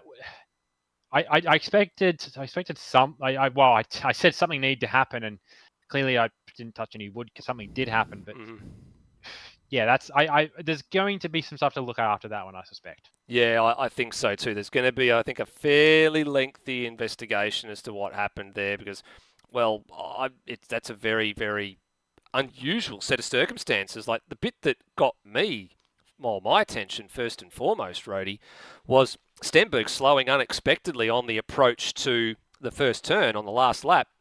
And I thought he'd mucked a downshift up, or the car had coughed and had run out of fuel. And he just confirmed in the chat he had a left rear puncture, whereas Noah Tara's was a left front puncture. So left-hand side copping the punishing, but mostly the left-hand rear, because it's when you drive out of the corners, that's what happens. And that's when, I guess, Tara went through. Then a couple of corners later, he had a puncture. And then Devonish went through and picked it all off. But that explains why Stenberg was probably able to control the car a little bit more, because he was very gentle on the throttle getting out of the corners and was able to use the two good front tyres he had left to drive it to the line, whereas Tara had no right-hand turn whatsoever, which is why he probably had the issue that he did. Absolutely, yeah. So, yeah, it's cat amongst the pigeons with this one is that I would have looked at it as, you've got to save the fuel for this one, but well, you do. You still did. Save tire now as well. You still did, but you've got to save some tire now as well. At least if you're running to the strength of the pace of the Kurt Stenbergs and the Noah Taras of the field. Yeah, now the important bit that I actually need to look at here as well is, because Damon McDonald was there is the rule about classifications in ASR as well. And I need to have a bit more of a look at this as well just before we roll over to the next session, because there is a rule around what you must do to be classified to get the points. So I'm pretty sure it's a case of you must have completed 80% of the race distance and you must be running and see the checkered flag. So in the case of Damon McDonald, unfortunately for him, there is going to be a bit of bad news for him, and that means he's going to be starting third last. Yeah, so he's got a bit of work to do to get back up through the field. But that said, I think with what the strategy's done, is very much thrown up for these guys now. And yeah, floor's open. No, that's it. Floor is unfortunately open. So we'll be getting that ready to go as well. And then, yes, there will be a few small amendments there to make that all happen. Wow, catch my breath. Catch your breath. I think that's all I can say after that one. I have been handed some notice as well that Ethan Knight won't be taking the start for race number 2 tonight as well, having a few too many game issues. So we're just waiting on, I think, one more driver potentially to jump back in, and we'll be right to go again. But oh my goodness, I think that's probably one of the wildest finishes we've had for some time, Rody. Yeah, I'm trying to think back to something that's been anywhere like that, and there's plenty of real life moments I can recall. I mean, 2014 Bathurst, I think it was 2013 Phillip Island, I think it was, when Tander, I think it was, no, wouldn't have been Tander. No, could have been Tander. Ran out of fuel coming to the line, and the Volvo was handed the win. But yeah, we don't have those sorts of finishes very often. Like there's very much change of position for all of that. But yeah, to have the entire to have what was the winning strategy just flake off and fall apart on the last lap, and then to fall apart that hard. Yeah, we don't tend to see that too often, because to make it to the end, you only make it all. Like the only time we sort of see this sort of stuff, it goes back to the grand old days. I said grand old, that implying we're not in a good state now, but to the grand old days of AMS Oz GD3, where it was fuel races at Monza, where it was, oh no, look, this guy's got the win. No, we're 2 laps to go and he's pitting. Okay, this guy's got the win. We're a lap to go. Oh no, he's pitting. No, this guy, surely not. There's no way he's going on. No, it's Steve Bolger who's continuing around. How is this? How do you make another lap out of this fuel tank and then somehow wins? That's the sort of level of stuff that this first race was, and we haven't seen that for quite a while. No, we haven't. I mean, I was looking at it thinking, that Noah was catching Stenny, and got within a couple of tenths, and then I thought that he's thrown it away. And you know what, Rody? Probably in reality, when I look at it now, that move at the bowl 2 laps from home probably turned out to be a little bit costly. That probably would have been the straw that broke the camel's back in terms of the front left tyre. Probably is what caused it to give up. That flat spot probably would have put a bit too much wear through that tyre and caused it to pop, I think, is probably the only thing I can think of. Otherwise, yeah, absolutely. He probably would have been very much on his way to victory lane. Yeah. So that's going to be the thing for these guys. And it'll be interesting in all that. I didn't get a chance to have a look at some of the guys' alternate strategy plans. I didn't get to see how... Well, I saw how Wedding did, because he was right with the leaders as they crossed the line, but he was a lap down. But yeah, Wedding had a few misfortunes of his own. Maybe, I don't think it's necessarily a lap worth, but it's just... words. Words aren't existing. No, they're not existing. Just to, I guess, have a look at, while we wait for warm-up to conclude here, we're actually just getting a few drivers sorted and ready, and things getting ready to go at the moment. We will actually just have a look at a few bits and pieces in that order, just to recap for a few people that didn't have a chance to see what was going on and really truly understand just what happened in all of that, because there was a lot of drivers that probably didn't get the airtime that they were supposed to get in that one, as we're just keeping an eye on a few bits and pieces of things with the practice server. I don't know if anybody's going to go out. Oh, there we go, make a fool of me. There goes Anthony Green. I think Daniel Cox is on the move somewhere as well. So there they are. They're all getting themselves ready to go and do a few practice starts and things. Let's actually just have a look at what happened in that one. So despite the fact that he had that off-track moment at, I think it was the final corner, the fastest lap of the race went to Wayne Walker after all of that. So having a look at everything there, his best lap one time was a 54.46, and he was on the hard tyre. And I'm just having a quality time. I was looking at the wrong column. The fastest lap of the race was Brett Foley. After he stopped, which was a 54.743. So he finished in 10th after starting 5th. So that's where he ended up. Looking at all of the results, all right, the biggest movers in that race, 15 spots for Cam Rutledge. You know, so what was that? So he finished 9th. That means he started 24th. So he picked his strategy well. Steve Warwick, despite he had that late pit stop, he finished 11th, so tantalisingly close to a top 10 finish. He was up 12 spots. So they were the two biggest movers that went up, and then the third biggest was Darryl Callahan. So he started 19th and he finished 8th, so he went up 11 spots. So big props to those guys. And then the next one, Phil Boak, who was 9 spots gained. He started 20th.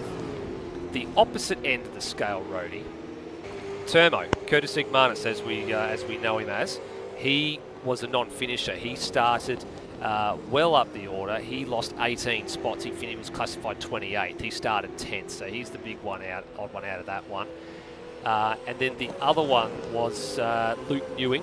He was 3rd. Remember, he had a big qualifying. He started 3rd, finished 25th. He was 22 positions lost because of that incident at the final corner.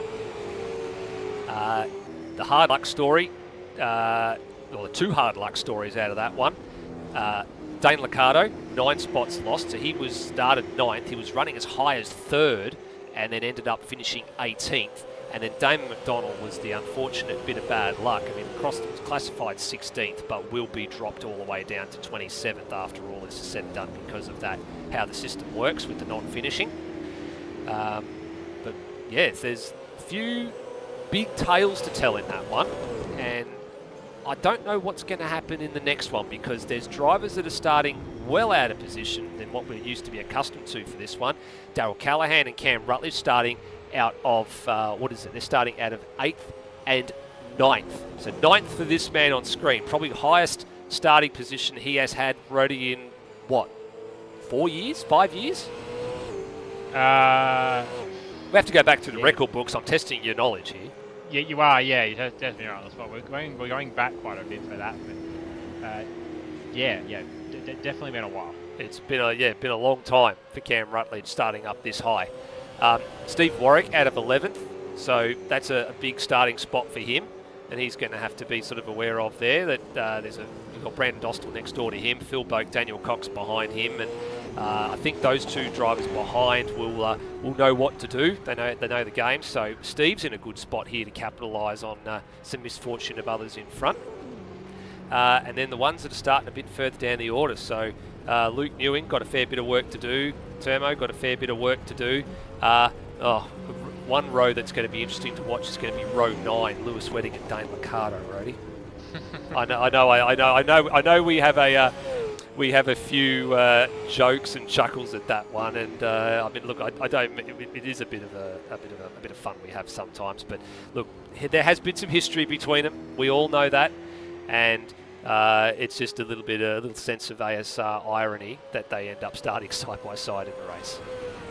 Yeah, I think I will say though that I think the very both agree as well.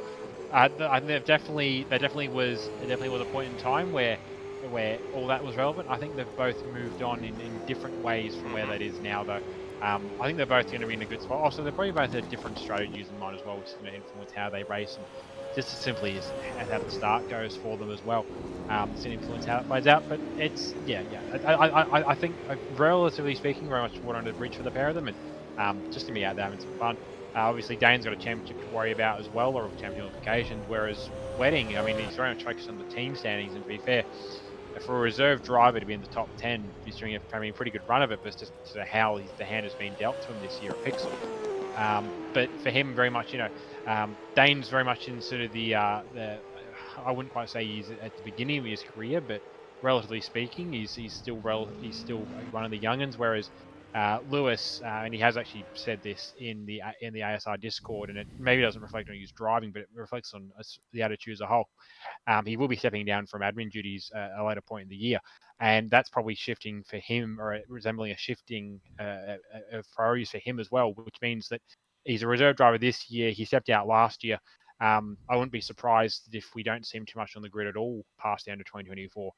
So for him, very much trying to go out the way he wants to go out, but he doesn't really have too many expectations, too much of a bigger plan to work to. He's just here to have some fun. Yeah, that's right. And I guess for those that are not in the know, that was the sad news emanating out of the last round 2 weeks ago as well, that Lewis Sweating is taking a step back from admin duties. And we will have more on this to say, I guess, a little bit later on in the year as it gets ever closer. He, from what I understand, will still continue to do the development series broadcast till the end of the year, but has done a lot of work behind the scenes in ASR for quite some time, and has been at it for quite some time in other leagues as well before ASR came along. And I can attest to the amount of work he puts in, because it's a similar situation for people such as myself and Rhodey, and I can understand fully why the time has come for certain people to step back. So we will talk a little bit more about that in some detail as the season goes on, but we really want to see probably him have a good couple of results. And, in the same way, Rhodey, that we've often said to Nathan Higginson to just enjoy himself and enjoy his racing, which is something that he'd been lacking for a little while, and we're starting to see the fruits of that labour. That's what we want to see with with Lewis.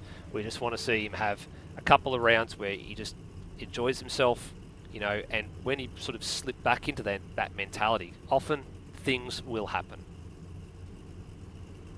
Absolutely, yeah. So same thing with Higo. Just get to a mental point, and to be fair, any driver, get to a point you're happy with. Chasing the wind and chasing results and all that, but get to a point that you can sit down and get to the end of the night and go, look, I've achieved what I need to achieve out of this. Set expectations you can hit, and it'll go a long way. That's right. Right, we have a full grid of 28 cars for this one, and let's run through the order. So Will Devonish is doing the same strategy from last race. He's starting on the soft tyre out of P1 this time instead of a couple of spots further back. Stenberg starting on the hard tyre will be out of P2. Redmond looks like he is going for the soft tyre strategy again as well, out of third, with Wayne Walker alongside him. Now, what tyres is he going to? He probably might be on the hard, I would suggest. And yes, he is. There you go, yellow sideball there. Noah Turra, changed strategy for Noah Turra. Gone the soft tyre route this time to start proceedings. So let's see how he goes with this. Anthony Green will be out of sixth alongside him, with the teammate to the number 26 in Lockie Lock 237 starting out 7th, with Darryl Callahan starting on the hard tyre out of 8th. Cam Rutledge, who's his good mate, starting right behind him in P9 alongside Brett Foley in 10th. Then comes Steve Warwick out of 11th, good starting spot for him, with Brandon Dostal starting out of 12th. Phil Boak in 13th alongside Daniel Cox, a couple of Camaros there. Luke Speck in 15th, his first proper full Supercars hit out as a full-time driver, starting alongside Lewis Wedding. And then Dane Liccardo out of 17th, with Aidan Williams in 18th. Higginson 19th, Brendan Ross in 20th. Then rounding out the last of the order, Peter Thrower and Steve Burko. Angus Brown and Luke Ewing, who was a couple of laps down in that one. Alex Kiddis, Bailey Hall, Damon McDonald, who was the unlucky one out of all of that, and Curtis Igmanis out of last. Now, the bit that I did, unfortunately, I just got wrong there as well, is until we moved Damon McDonald back down the order because of the rules around the ASR and the classified finishes, it did put Wedding and Liccardo on the same row of the grid. They are now separated by one grid spot on two different rows. We're getting set for race number 2 here. So the halfway point of the ASR season is upon us, and it's fitting that we go from daylight to twilight to mark the occasion. Race 12 of the Western 180 for round 5 of the ASR Supercars Championship. Soft and hard tyre, and away we go. Good jump from Stenberg. There was a jump start for Darryl Callahan. Foley in the back of the shot has had an absolute shocker and has been pinballed and going around there as Devonish goes through back on the inside at turn number 1. I want to go back and see what's happened to Foley because he has had an absolute shocker. He's lost 8 spots as a result of that. I'm not sure did he miss the start or he got hit, but he has had a very, very ordinary start to this race. Paint Doctor Replay will reveal all for us as we can see what goes on. Now you can see here that at the start here, there's the jump start for Callahan, a little bit too early. Foley went normally, tried to go down the inside, a little bit of contact with Callahan, and who got him? Actually, everybody pretty lucky to avoid hitting him, Brody. Yeah, just keep an eye on what was happening live as well down at the bowl. Williams went around by himself as well, running it wide in the last corner, but Foley has got the back on the track and is recovering pretty well. He's currently behind Nathan Higginson. But yeah, pretty hectic start, all things considered, but we've done a pretty good job. We kept things clean enough to keep the safety car in the lane, and we're starting now on lap 2. Certainly are. As Wedding's gone around with a tap from Higginson. Yeah, he has. So Wedding sort of in the back of the shot. He was trying to find him there.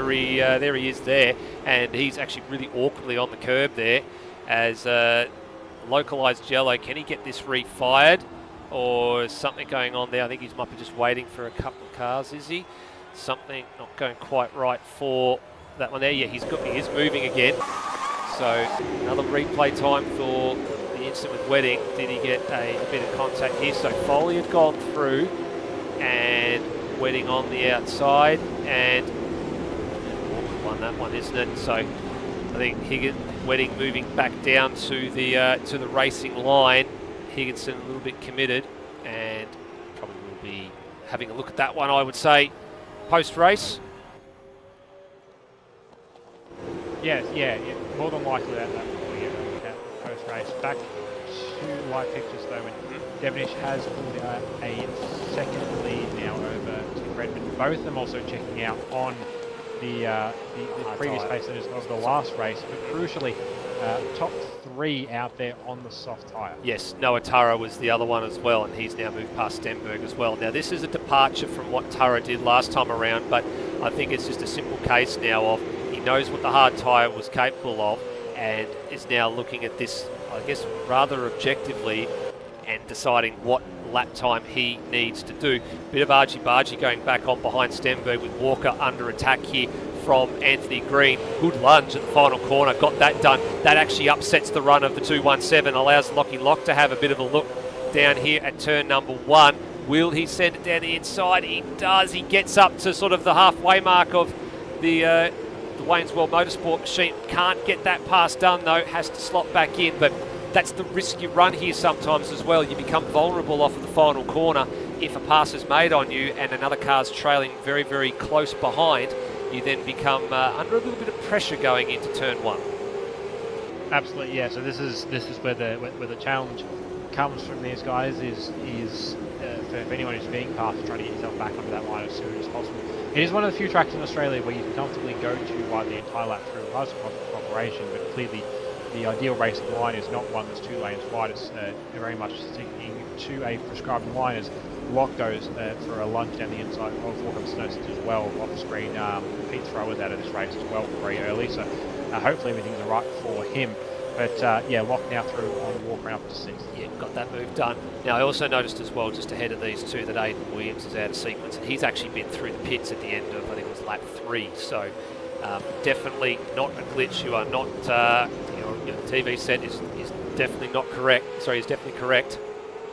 He is 28th and last and has already been through the lane, so I'm not quite sure what that was about. Maybe didn't put enough fuel in or anything, but I didn't see him go round anywhere unless he had a bit of a contact situation with another car. But he is definitely now officially 1 lap down and now gets up to 27th by virtue of passing the point where Peter Thrower unfortunately did not finish the race. Sorry, or actually DNF'd from this race, I should say.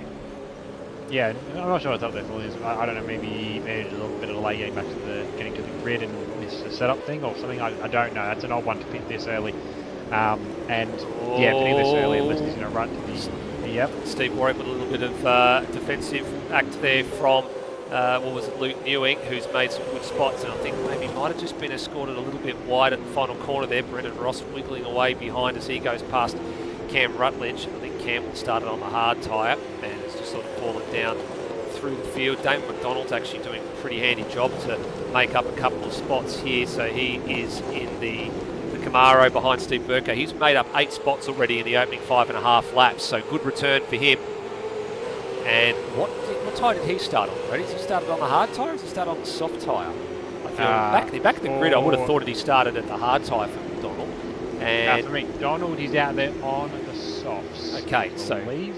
Yeah, let's have a look. We'll get a bit more of an indication here. Whoop, as Steve Warwick departs stage right to the infield. Yes, soft tyre for McDonald. And yeah, Warwick gone for a wild ride off the bowl. And was he helped? We're about to find out. And I'd say, yeah, this looks like it's on his own, unfortunately.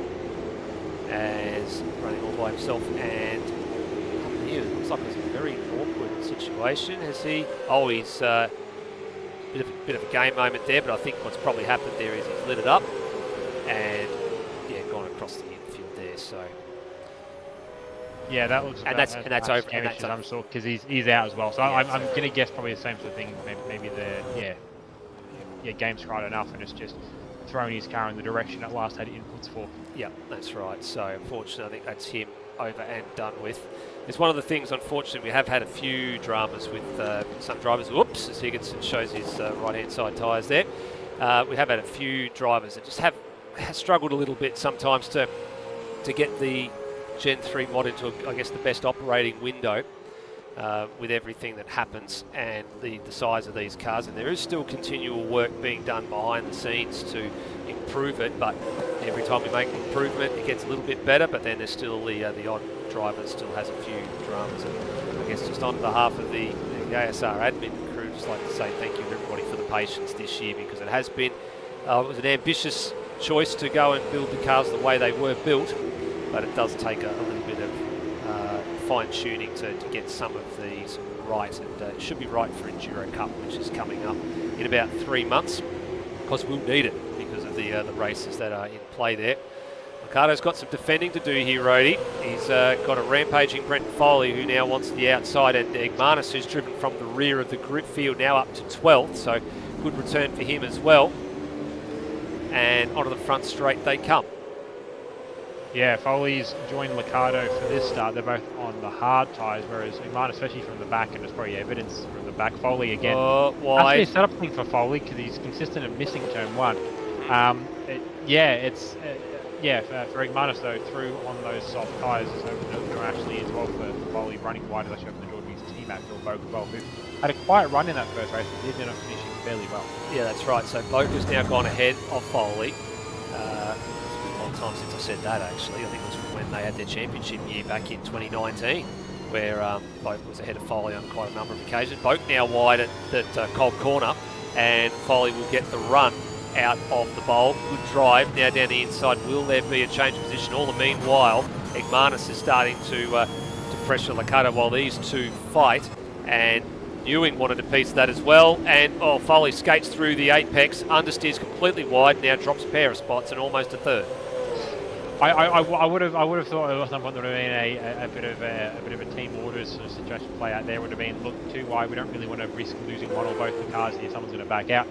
Nope, fair go from the teammates. It didn't quite work out for Foley. He was stuck on the inside road and didn't get the car pulled up in time, so it ended up him wide and dropping him a couple of spots. Speaking of going wide, that train. Speaking of going wide, Ricardo was wide at 4. Egmanis couldn't get the job done at 5, but he should now fire down the inside here at 6 because he's on the soft tyre, but he thinks better of it. So I'm a bit surprised here because Ricardo's definitely fighting hard to keep this big angry train behind him. Oops, and overcorrective moment on the steering wheel there for Phil Boak. Now Egmanis has got the run out of the bowl and should be down the inside at 7. This should be done this time around, and it is.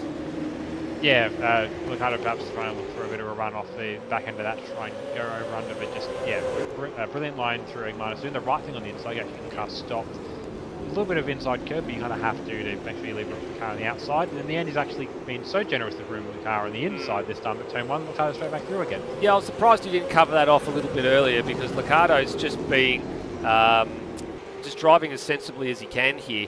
And I would have thought that if Igmanis went through, that he should have just slotted in behind, because it's a big tyre differential here. His fight's not with Igmanis at the end of the day. He knows he's going to have to stop again. Probably doesn't realise that he's on the softer tyre. Probably needs someone in his ear yelling at him to say, the car behind you is on the softer compound tyre, just let him go, because he will have to stop at some point. He probably also is thinking from the other side of the equation that when the soft tyre drops off, he doesn't want to be caught behind that car and have to repass it. Yeah, that as well. And what I mentioned earlier is the same sort of thing Foley was doing to a degree the last race, is you want to make the soft tyre runners use up their tyres so you get a better advantage at the back end of this race. So both his range into view at the back as well, actually nibbling on the back of Liccardo's car now. But yeah, you want to make the soft tyre runners use up their tyres so that you get the advantage at the back end of the hards. That said though, so in race 1, hard tyres aren't safe, no stop bet anymore. And with where Liccardo's pace, I don't think he's necessarily concerned of a tyre pop the same way that the front runners were, but there's that was there's lap traffic. Cam Rutledge. Yep. So Rutledge is, I think, has he been in the lane? Or no, there was a he's been in the lane. I've also seen in the chat that there was a crash off camera as well. So that explains why he's had a problem.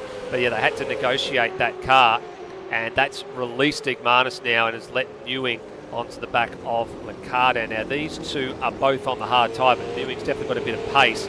McDonald is going to make a spot here on Foley, which he's done. And there's a few bits of fun and games going on back there. We were actually having a quick look at Stenberg, who was having to fend off Anthony Green, Lockie Lock, and Wayne Walker in this little queue, heading down to Cobb Corner. I want to grab a bit of a look at where the race leaders sort of are at this one. At this point in time, because we've got Will Devonish will be through the final corner in a couple of moments. We'll give you a bit of a visual indication now. So there goes your race leader. There goes Redmond, 2.5 seconds behind. Then there's a fair old gap back to Noah Turra. There he is. He's 8.5 seconds behind Redmond, and Ross is out of sequence. Then this group of cars that we were just watching, 1, 2, 3, 4, the out of sequence Williams, and then Brandon Dostal in 8th. Cox right behind him in 9th. And then Igmanis in 10th with the heavyweight slugfest for 11th behind him. Yeah, I was saying that slugfest is lined up a little bit actually. Both the PBF cars are actually out of that train now. So I'm not sure what happened to Foley and all as well, but he's dropped back behind Boak, and Liccardo's in the end. Well, relatively speaking, he's been a lot nicer to Wedding than he was to Ewing. Than he was to Igmanis a couple of laps ago. Of course, he's switched camps in the off-season as well, hasn't he? He's gone from being a CRE stable driver to an SES stable driver as well. So, of course, definitely now showing no love to Igmanis in that regard. But it explains why he was very generous to the SES satellite racing entry of Luke Ewing. Is he going to be the same to Damon McDonald, who's got soft tyre aboard? He's moved across the road there to defend under brakes to turn 7. It makes him narrow for the last corner. And if you're McDonald, you're straight up the inside here at turn 1 if you've got the tyre to do it. And he thought about it. Liccardo went a little bit deeper under brakes. Not carrying the brake, because some drivers will carry the brake till about halfway through the apex of turn 1. A lot of drivers looking like they're getting their braking done very, very early and rolling the car through the corner, which is another strategy that a few drivers employ. Now we're starting to see stops as well. Will Devonish in second placed man. Tim Redmond now moves into first, and then the entry of I think was it Noah Turra in as well. So they've just come in on the previous tour. Yeah, Kurt Stenberg's going to be the reference, I suppose, because Stenberg's been dealing with Lock the cars in behind. as well. Yep, Lock as well. Stenberg's been dealing with the cars behind in the train that he has, not through a lack of pace relative to the cars behind. I mean, Anthony Green's right behind him. He's out there on the hard tyres as well. He knows that he's going to moderate his tyre usage for this one to make the hards last at the end, so that's why he's not been off the pace of the guys. That's right. Even faster than the guys around him. But so he is the benchmark now for a no-stop. And it's really going to be where Devonish falls back in. He's think he's bled back He's- in about he's- 19 odd seconds off the He's lead. 13th. So He's 13th. Yes. He's in some. He's got a little bit of clear air. The next car ahead is Angus Brown, who is part of the CRE satellite stable arrangement. So there'll be some orders in this one, and then the next car ahead of him is Brent Foley. So for Devonish, this has worked out relatively well, I would say, just in terms of where he is positioned on the track. Redmond going around again on the soft now. He stopped at the halfway point last time, so this is what we like to see, the differing strategies that are coming out of this. It's definitely throwing up a few interesting elements. The other driver that stopped in that was Noah Turra. He came out in some clear air as well, but remember, this is foreign territory for him because he took the hard tyre all the way through to lap 35.5 before it let go. So he can push now. He's got a lot more clear air than Devonish does, who's just gone past the Ben Hall substitute driver machine of Angus Brown, but big amount of free air for Noah Turra at the moment. He's got virtually nobody around him. Next car for him is some 5 seconds up the road in Bailey Hall. yeah, so yeah, words. Yeah, better free air there now for Noah with that gap to Bailey. But yeah, for Devonish, he's going to have to start trying to in some pace now.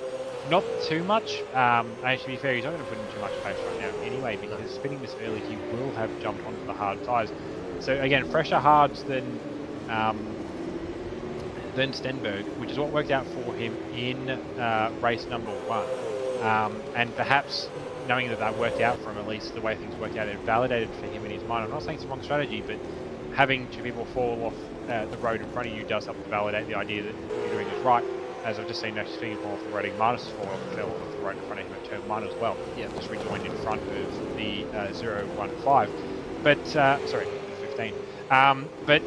Yeah, for Devonish, he's gone a little bit earlier than the last one. He tried to make it half distance last time. This time he's gone basically until the softs had no more left to give him on right hard tyres. So starts going to be a little bit more used at the back end of this one. But again, much better tyres than on the likes of, Stenberg and the like of Anthony Green if he keeps going around as well.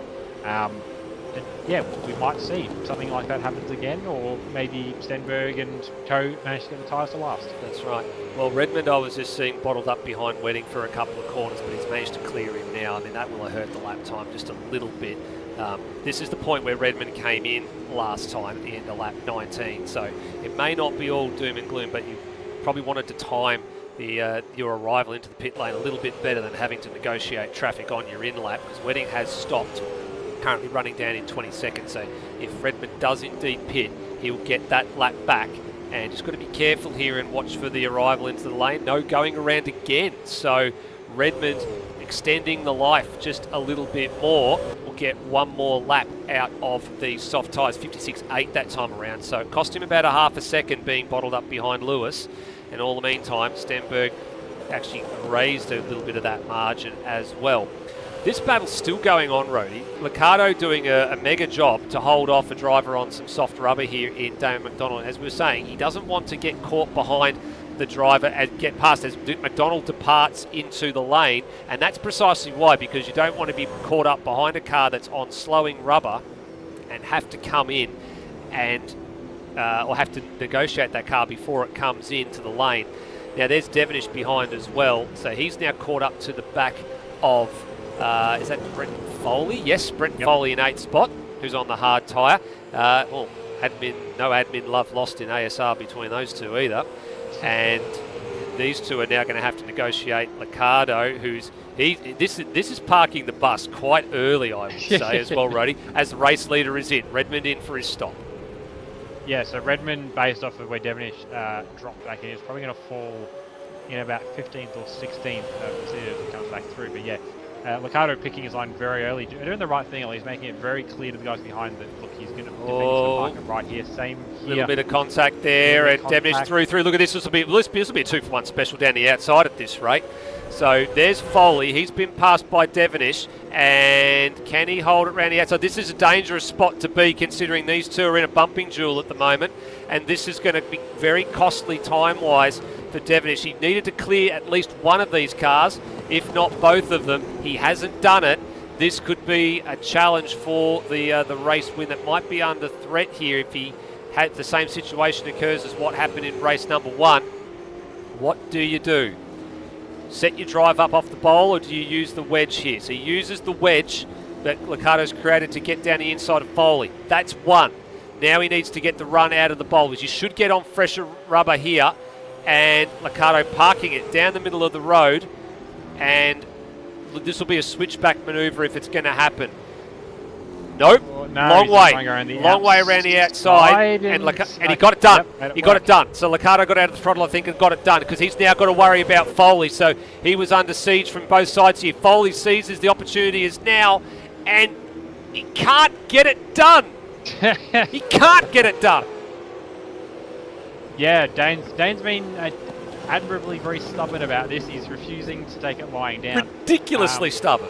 Yeah, it's very much like, I think he was very much trying to play his cards right, because he knows as soon as he presents a really open door for Will, he knows that Will is in his league in this race. Will's threat, Will's competition is the cars way in front of where Dane's running at right now, and where Dane's probably going to end up. But yeah, Foley's very much a fair go for him, and he didn't want to give it to Will any easier than he had to, because it would open a door for Foley. Foley, I don't know, sorry, headlight flash there, so maybe Foley feels he's getting a little bit far now. But look, he's doing a pretty good job. I haven't seen anything. He's leaving the required space. Yep, from what I can see. Space. He was a couple of times he was like 9/10 of the car width, but it was more through the fact he was driving around 2 cars at once. So you can perhaps forgive it. Like he's picked a line, he's picked his one line, he's stuck to it. He's in pretty good a job. He's doing the same sort of thing you did a couple of years ago. Doing the same sort of thing. Switch to a degree that we've seen from the likes of Darren Kemp, where he's following the rule, but he's just being an absolute bugger to pass in the process. Yep, certainly is. Now the important thing is Redmond's going to arrive on the scene here any minute now, so this is going to become a 3-way fight, and it needs to be settled pretty soon, because Redmond will be on soft tyres, and he's coming like a train at the moment. So where is he? There he is. Soft tyres down the hill. He is miles faster. These two ahead of him are doing 57s. Redmond's doing 55s, and there we go. The answer was pretty clear. Liccardo hip and shoulder, I think, off the road. Redmond gets the pair of them. That's as easy as you like. So to quote the old Bible analogy, the Red Sea's just parted. Yeah, it wasn't even that. They both went too wide. Foley went for a pretty ambitious dive, which, again, using the comparison to someone like the likes of Kent, like the likes of yourself years ago, you had to go outside the box to get a pass done. Foley just packed the entire bag and sent it straight down the inside. No contact. Liccardo was just, I think, gave him a bit of room, tried to run the corner a bit faster to try and fend him off, and just ran it into the dirt. Foley bombing down the inside, ran off into the dirt, and the doors to the right Red Sea parted, and they went from having to deal with 2 cars, having to deal with 1 car recovering to the track somewhere. Oh, Foley in the background. What was he doing? He was on the grass back then. And I don't mean that grass, I mean the grass. So yeah, I'm not sure what that one was, but yeah, in the end it was both. It was a pair of them just racing really hard for that corner, just both taking each other or taking themselves off the track with no help from the car next to them. Now, and in the end, Foley's recovered a lot better from that than Liccardo. But Liccardo, if he's got any tyre left, you know he's got commitment left. He's going to try and get back onto the back of there. Certainly will. Right, time to pay attention to what's going on out in front, because we have the better part of 13 laps to go. There's a little bit of a battle up the front of the field. Oh, Anthony Green wide at the final corner. That'll be costly for him. Stenberg in first. 1.7 seconds the margin between the top 2 at the moment, and they were pretty even last time around. There wasn't much deviation in the lap time, so Walker has sort of stabilised this gap at the moment between the 2 of them. So Stenberg in first, Walker second, Green third, but he was right behind Walker until that mistake at the final corner. So he's just dropped away a little bit there. Luke Ewing is just coming up the hill through the S's, so he's 4th. And in between him and the next man in 5th place is one of the Pixel SimSport cars, which is Brendan Ross, who's currently running in 22nd. There's Devonish, so he's the first driver that has made a stop. So he's charging at the moment on a much younger hard tyre compared to the drivers ahead of him. Tim Redmond has moved up to 6th, and I think Jesse Bennett called it perfectly in the chat. There's the the moment that he arrived on the scene to get past Liccardo and Foley was absolutely perfectly timed. Not by purpose either, it was by pure coincidence. Noah Turra has stopped, but he's now been, he was behind Redmond before the stops anyway. He has resumed behind Redmond, so hasn't been able to make too many more inroads into the 43. In fact, you can see it's the full length of the front straight is the difference there, which is a lot more than what it was earlier in the race. Steve Burko, he's pioneering along and hasn't stopped yet. He's on the hard tyre. He's moved up to eighth place from 14 spots for him. And then Luke Speck up to 9th, and Daniel Cox is your final spot inside the top 10. Now, he's on the soft tyre too, Rhodey. Now, the question for me is, has he been in? Because it looks to me like he's on a white sidewall tyre. I'm going to have to double check. I might actually consult that for you now, and we'll actually fill that margin out. The answer is yes, he has been in the lane. He was in at the end of, what was it there? I can't even tell the laps because oh no, I can tell the laps, sorry. It was on lap 19 he was in, so he's doing almost what a Tim Redmond strategy was. It's splitting it down the middle. Yeah, I'm going to have to buttons quickly. Green in. I'm going to have to make a request from what we talked about earlier because I'm out of the game. Yes, no, that's all fine.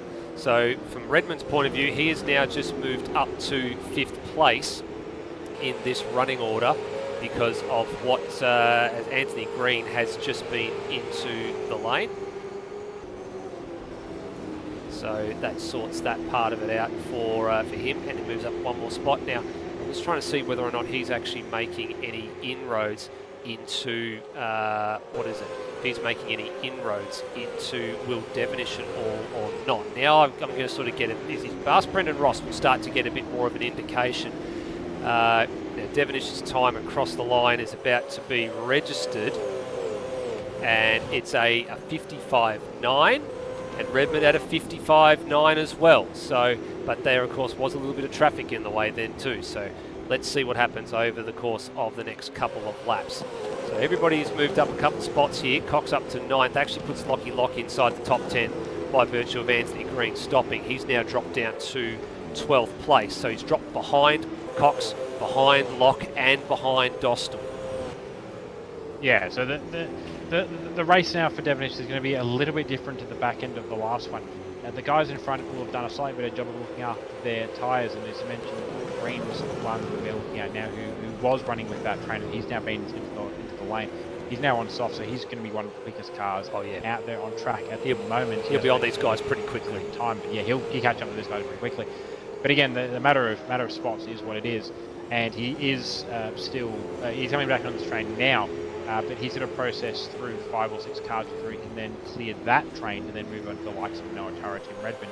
And with the amount of laps he's got left, he's probably going to fall a little bit short. Yeah, I think so too. Now for Luke Newing, he's now got the reigning series champion to contend with, and on top of that, they've both got traffic. There's a lot of it at the moment. Aidan Williams, good job, out the way, realises what's going on, lets the faster cars go through. Devonish looking for the wider line here. This is the drive line. So if you take the narrow line on the way in, you are compromising your exit. If you take the wide line into the bowl, you're looking for the drive out. And that's what Newing has done. He's taken the narrow line, and Devonish has taken the wider line.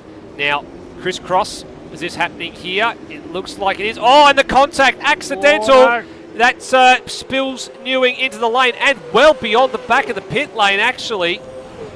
So another free kick for Redmond, another free spot. That one, I could see what Devonish was trying to do there, Rhodey. He was trying for the over and under outside of the turn, but what it's done for Newing, I think it hasn't rendered him a non-finisher. What's going on there? I think he's, at this point he's stuck somewhere in the back of the pits. He's probably going to have to try and backtrack through the gap he went through. Yeah, I don't think he's retired. He has retired. Okay. He has retired. So now it's a very difficult thing to manage here. Now we'll go and have a look at this one on the replay as Redmond now driving up the hill here, just to take a look at this, because this is, I can see both sides of the argument here, right? So have a look. This is one will be very hard for the stewards to judge. Under braking, Devonish looking for the switchback. Clean move, was sort of well, I wouldn't say well clear, but Newing tried to keep it, I guess, inbounds, and Devonish was right there, and there's the ensuing contact. Now, I don't know if Devonish has had enough time to react there satisfactorily to, I guess, call that an incident worthy of being reviewed. We'll have to let that one play out, but first call for me would be racing incident, but need to see more to confirm that. Yeah, it's a hard one to judge. Very hard. The angles we've been given, and yeah, I could definitely offer that same argument for both players to present. Devonish, that he sort of very much happened in front of him, he had nothing to sort of no real option there, versus Newing, who felt like, you know, maybe something along the lines of a bit more room could have been afforded there, because yeah, he had a little bit of a wobble off the curb and just happened to come into contact with the front of Devonish's car, and from there the weight transfer and all that just pivoted the car around and into the. And I think he also is going to probably want to sue Barbagallo, because if that wall was solid there, he could have kept going. It was just that's right. The luck of the draw that he found the one gap in the wall to get to the back of the paddock. So Stenberg's margin is now down to 1.2 seconds at the last intermediate, as still it's 1.1 now. As now the problem for Walker, who's behind him, he's got Foley, who has stopped, and he needs to probably let Foley go here, which is probably the smart thing to do, and just see what Foley could do. Can he drag him up to the back of Stenberg? Can he use him? You don't get much draft assistance here apart from coming down the hill towards turn 7.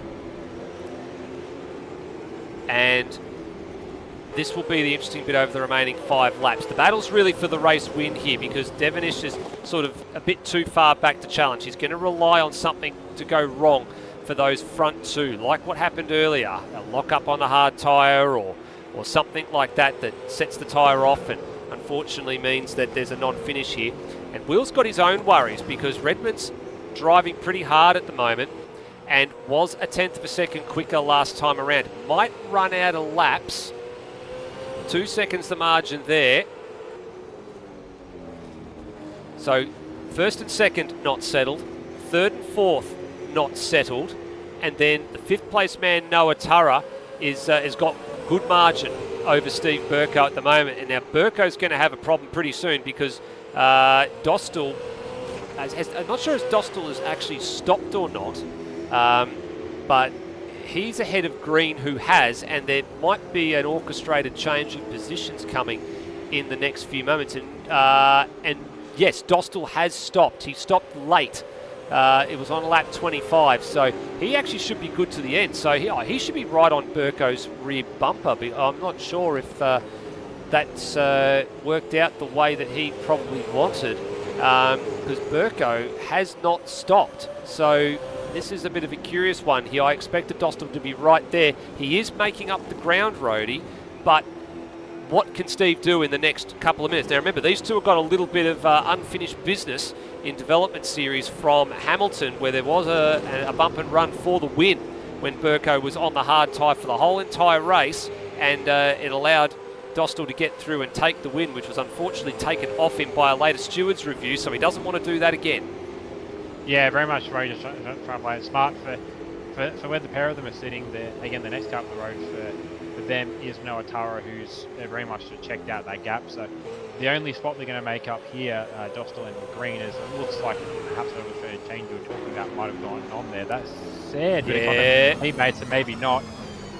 But yeah, very much the only spot they're going to gain the pair of them is on the rest of this train, which is themselves and then Steve Burko. So they've got 3 or 4 laps to make it happen.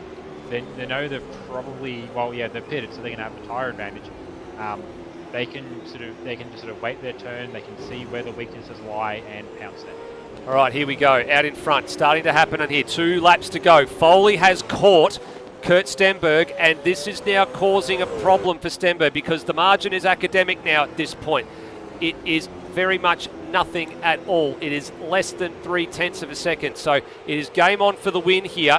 Foley's pass on Stenberg has put him into the clutches of Walker, and it's now a 2-lap shootout between these two, who occupy first and third in the points standings respectively. Stenberg with 3 wins on the season so far. Walker with 3 wins on the season so far. Who will be the one that bolts the 4th win of the championship to their name. 1 lap and 1 corner to go. Yeah, so not much to it now. Very much the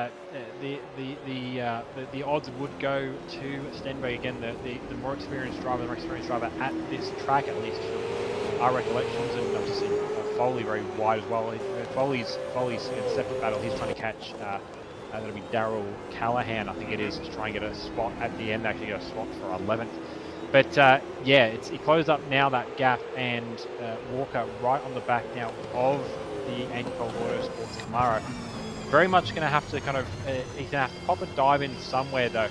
Probably either the two options or the last corner, because he's running out of options, running out of time now. Good run. Spray off the curb there for Kurt. It's coming. Have to do something now. Oh, on board with Walker. The option was there. Stenberg was super deep under brakes there to hold that one off. Let's drive out of the corner. This will be for the win here. Good move out of the final out of the second last corner for Walker. Stenberg's going to defend it. That's what you've got to do. You're on the dirty side though, so you've got to brake a little bit early. There's a yellow flag out. There's a yellow flag out at the final corner. It's for a slow Brendan Ross on the final corner, so no passing. What's going to be the end result here? Who's going to get it? It's Walker by a nose, but I fear it might be taken off him, because there definitely was a yellow flag at the final corner. We're on board with Wayne Walker. There was a car that was stationed on the outside. Now the real question is, was he far enough alongside before the yellow flag came out? I don't think he was, as Stenberg pulls it up. So we will go back and have a little bit of a look at that one after the fact, but that's an interesting situation, that. So Walker first, Stenberg second, Devonish is home for third. What was the margin at the end of the day to Redmond? It was 1.2 seconds to 4th place. So Redmond's charge unfortunately comes up a couple of laps short of being on the back of Devonish for the win here. So Rody, you're probably going to have to work through the points, and we'll work out our round positions overall here. Noah Tara 5th, Green in an orchestrated, or what we call an orchestrated swap, for 6th with what was Brandon Dostal at the end of the day. So Dostal's actually had a reasonable night with a top 10 finish there in race 2. Burko couldn't hold on for 8th. Speck home in 9th, so top 10 finish for him on debut in his second race as a full-time driver for 9th. And then Alex Kiddis, actually it's a good drive from Kiddis, out of 25th up to 10th.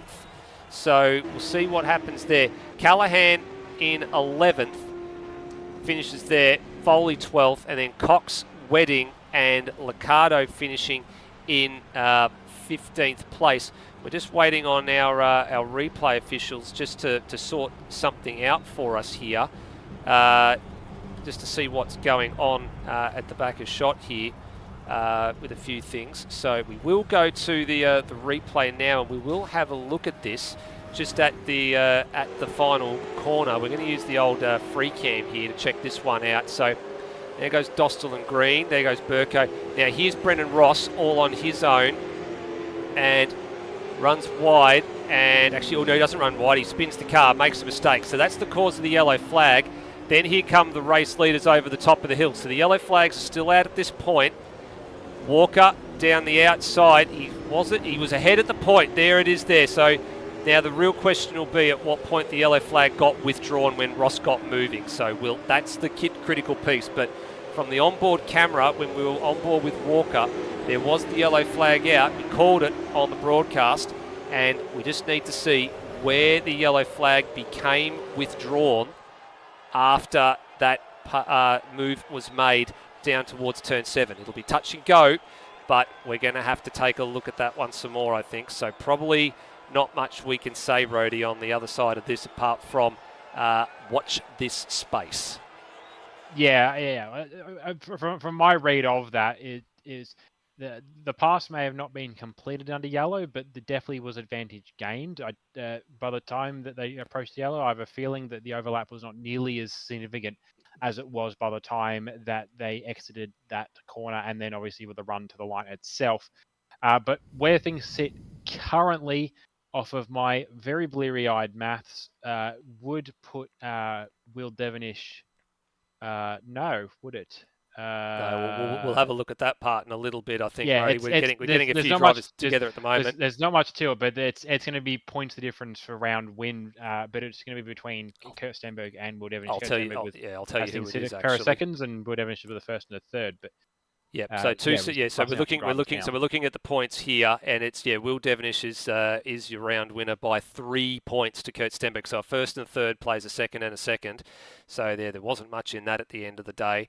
And then Walker on 270 and Redmond on 249 and Turra on 222. So they are the ones that it's the top three at the moment. But we'll grab what. As it sits right now, we'll grab our top three for the round and we will have a chat. So for Rody, for you, that of course will start with Will Devonish, as we said, by a mere 3 points. Yeah, so not much in it in the end, Will, to pick up the round win, but there was a bit of work to it as well. I suppose first things first, what was your thoughts at the back end of race number 1? Had all your Christmases come at once? Yeah, like we went into it with a strategy that we used for both races. I was adamant this strategy works, and race 1 proved it does. Race 2 probably not so much, but yeah, when the I guess the seas opened up, I was admittedly cheering, but sort of also sucked for Noah because he was in for the win as well. But yeah, look, really happy could get a genuine win on the board this year. We've had 2 others, but they weren't actually decided on the day. But yeah, getting one tonight, it's a good feeling. Absolutely. Well, then, yeah. So to back up what was perhaps a bit of a definitely you pulled the strategy call as it was, but sort of where it was to sort of come with a little bit of assistance from divine beings, as it were, with the tires going on the last lap for the 2 in front, but then to come back as well in race number 3, maybe race number 2, not quite as strong to get a 3rd place, but still spending that there with the strategy call and shaking it up a little bit as well, going from an even, or basically running the soft out to lap 16 versus committing a little harder to that soft hard in race 2. Yeah, so I realized in the first race the hards just aren't meeting the hard. The softs aren't meeting the hard pace around lap 14. So I came in a bit earlier, and admittedly the car really was set up for a hard tire. It felt very much like a soft tire once we bolted the hards on. So it was really nice to get that last stint in. Admittedly, race 1 it was probably a little easier on traffic compared to race 2. There was just drew the short end of the straw compared to race 1. But yeah, can't complain with the result, and I think everyone in the team had either an up and down night, but they had some good things to take away from it. So yeah, happy with how the whole round turned out. Absolutely. Well, so you come out of tonight pretty much as you were, still sitting second in the points, slightly closer to Stenberg, but it's only again by 3 or 4 points. Going into Hidden Valley, what's your thoughts? It's not a track I like particularly, but yeah, we'll get used to it. Fortunately enough, we've got a second engineer in the team now under Scotty Murrell, and he loves the track, so he can sort of sort out the setup for us, and we can just focus on getting laps in. Absolutely. Well, great work by yourself tonight, Will, to come out with the round win, and we'll catch you in a few weeks' time at Hidden Valley. Thank you. Moving on to second in as many ways as possible tonight, but definitely not the night I think he was looking for. Kurt Stenberg, still a healthy haul of points, still keeps you up at the top of the pile and with a healthy gap to those behind, but not the way you wanted things to go at your home track. Oh, it was good to get a win tonight, so I'm really happy about that. But yeah, race 1 definitely didn't go to plan. So the strategy that we ran, we weren't confident on. I was actually going to run hards in the first race and then run the double soft in the second race. That was the initial plan going in. But because we just thought it's the less risky strategy to not pit, and thought it would be fuel critical, ended up being tyre critical. I realised that with about 10 to 11 laps to go and started to save the tyre, and that's why Noah started to catch me. And then I ended up having to race everybody who was a lap down. So that made my life pretty difficult to try and it's very difficult to save a tyre while trying to hold corner momentum and be on the outside of people that have to pass you multiple times. So very, very frustrating. And then obviously, I don't even know what happened in the last lap. We were lucky to finish P2. But, and then, well, race 2, we went out there, we executed the strategy as we needed to execute it. We went didn't go quite as hard at the start, probably burn a bit more fuel because I was saving a lot on corner entry in the first one and like still going hard on exit. So I kind of changed that around a bit. And then, last lap, there was a yellow flag out. So you're not allowed to pass under yellows. That's motor racing rules. So we held the inside and we got passed around the outside. So anyway, it's good to come away with the result that we got, I guess. It's bogey track for me, but we'll be back at the next one. Absolutely. Well, yeah, you mentioned bogey track, and look, still a pretty good run with all things that were thrown at you tonight. And yeah, going on to the next track, Hidden Valley. I know that's a track you're particularly a fan of as well. What's your thoughts coming into that? It's probably one of my favorite tracks on the schedule. So yeah, it'll be good to get there. It'll be another interesting format. I think it's the shorter race, longer race. I can't remember, but correct. Anyway, yeah. So I think that'll be quite good. So hopefully we go all right there. It's definitely less bogey than this place. So it's good to get past this place. I know it's my home track, but I'd like to lose an expletive about how I feel about racing here. It's not been a good one for me though over the years. All good, Kurt. Well, great work tonight doing what you could, and we'll catch you a few weeks' time at Hidden Valley. I'll see you there. And moving on to third place for tonight in Wayne Walker. Wayne, end of race 2 is what it was, but for the rest of tonight, you did a pretty good job getting yourself where you needed to be. First race was a nightmare. I don't know, probably about lap 4, got pushed wide on the last turn into the grass, and had a spin trying to get back onto the track, but I was lucky not to take anybody out. I think Noah hit me on the way through, but it didn't really affect him, I don't think. Yeah, just had to try and work my way back up through the field and ended up 4th in the first race, and then the second race went pretty much to plan. Yeah, the last corner, I'm not sure. It was I don't know who it was that had spun, but they'd already recovered and they were pretty much just waiting for us to go through. So yeah, I'm not sure whether it should have still been yellow or not. Yeah. Well, yeah, as you mentioned, good recovery drive in race number 1. One of a few guys actually haven't come up through the pack tonight. But yeah, to get yourself up to 4th and then get yourself up to that front row for race number 2, that's a pretty good run for tonight's racing. It keeps you in the hunt with Will Devonish and Kurt Stenberg. Moving on to the next round at Hidden Valley, what's your thoughts on Darwin? Yeah, I really like this track, so hopefully I can be on the pace again and have a bit of a battle with some of the other guys up there. Absolutely. Well, great work by yourself tonight, Wayne, and we'll catch you in a few weeks' time at Hidden Valley. Thank you. Alrighty, we got a few other guys in the queue as well, and we're going to have a chat first to Tim Redmond. Timmy, a 3rd and a 4th tonight. Another visit to the podium. Win not quite on the cards for you just yet, but a pretty good charge in both races to come back through the pack. Yeah, thank you. It was clear we didn't have the fastest strategy tonight, or at least in terms of the timesheet. So yeah, we can only walk away with the best of what we have, and I think we pulled a pretty good job of it. So pretty stoked with another podium. Obviously, it eludes me. One day I'll land on Norris and finally get a win. So yeah, we'll wait for that day to come. Absolutely. Well, yeah, as you said, words. You did what you could with tonight, and importantly, you managed to stay out of a lot of the chaos that Barbagallo was throwing at us. Going on over to Hidden Valley, what's your thoughts as we go there? I enjoy the circuit. I've had some good fun and good results there. It's going to be a challenge. It's similar to this one where I think the times will be quite close. So it'll be super challenging. But yeah, I enjoyed the circuit. So looking forward to it when it comes. Absolutely. Well, great work by yourself tonight, and we'll catch you a few weeks' time at Hidden Valley. Thank you.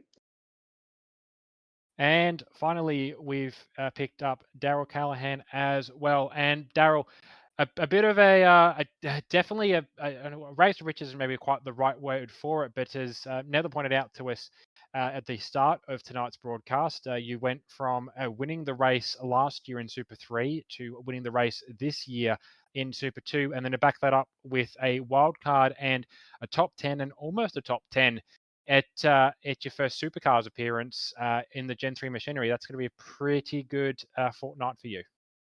Yeah, pretty happy. It's Callaghan too, by the way. Thank you. Sorry, Daryl. Yeah. That's all right.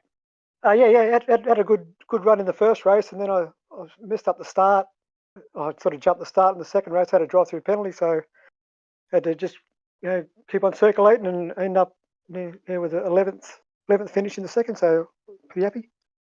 Absolutely, and it was a good night as well, or a pretty good night as well for your teammate as well in Damon McDonald. Obviously, your rivals tonight, one of you in the Ford and one of you in the Holden. But was it good to have Damon out there as well as a point of reference and to have a bit of a friendly banter with? Oh well, actually, I didn't have much to do with Damo in the race. He might have been on a different strategy or something. So I don't know what happened to him in the first race. He didn't finish the checkered flag. So, but yeah, he's driving really well at the moment. Yeah, I was going to say you guys are both doing very well, and off of the Dev Series night, you guys are probably, if the pace continues, one of the genuine threats to the pretty strong hold that the Luke McHugh Racing boys have on the Dev Series points. It's I can't ask you about your thoughts for Supercars going to Hidden Valley because you are still a wildcard driver. There's no guarantee of another offer, but I suppose going into Dev Series at Hidden Valley, what's your thoughts going to be? Yeah, I haven't driven at Hidden Valley before, so be all new to me. But I'll be in there giving it my best shot. Alrighty, well, great work by yourself tonight, Daryl, and we'll catch you in a few weeks' time for Dev Series at Hidden Valley. Great, thanks a lot, fellas. Alrighty, and I'm not sure, Nether, if this sixth guest is somebody I'm meant to be chatting to as well. No, I've brought the sixth guest up here, so I can have a little bit of a chat. So that's fair enough. That's the reason, the whole reason why we've brought Cam Rutledge up here as well, because I guess for Cam, when we called this a little bit earlier, probably one of your better results that you've had for quite some time in race number 1 tonight. The important thing for me is even though the results haven't been flowing as they, since the level of competition in the ASR Supercars series has stepped up year on year on year. The bit for me is you're still circulating, you're still giving it your all, you still put the practice in, you still enjoy doing what you're doing, and on top of that, we are super, super grateful that CRE Electrical continues to sponsor the series. Yeah, thanks, fellas. Yeah, I was pretty pumped after race 1. I did not think I'd be inside the 10. Early on the week, I tried to make the tyres last and I just could not do it. But a 9th in race 1 is good, and a 7th at Hamilton this year as well. So I've had some ups and downs, but I'll keep pressing on and keep trying to catch all these younger blokes. Yeah, that's the thing, isn't it? I mean, I think I remarked on the broadcast that last week that I'm turning 40 this year. I think you're in a similar sort of age bracket. Yeah. I think a couple of other drivers are as well. We all feel a bit old when we try and chase some of these youngers. I mean, I've given the game away now, but you're the one that's still sort of flying the flag. And I think even in the likes of, I think our oldest competitor is Steve Warwick, I think, who's might be in his either early or mid 60s, and he's still as good at and hard to fight with as anybody out there. So, the younger ones have definitely still got the wood over us for a little bit yet, but we're making them earn it. I think you guys rather are making them earn it. I think that's the thing we take out of it. Yeah, still enjoy it, still love it. Nah, beautiful. No, look, and like I said, really grateful to have you and Pete Thrower aboard as always for the last couple of seasons now, looking after us and doing what we need to do to keep the series going. And a big thank you to obviously Pallet Control Solutions and the Paint Doctor for coming on board this year as well, for bolstering the sponsorship. Thank you very much to you, to them, and to yourself, because you've been at this now, sponsorship-wise. I think this is probably either your 4th or 5th year consecutive. So it's a really nice milestone to chalk up. So thank you very much. Thank you, boys. Happy to be a part of it. Thanks, mate. We'll see you on the next one. Thank you. All right, Rody, and for a change, I'm actually going to turn around and say that has been the end of our podium interviews. Normally, you're the one that's turning around to me and saying that that's it, but no, tonight we have.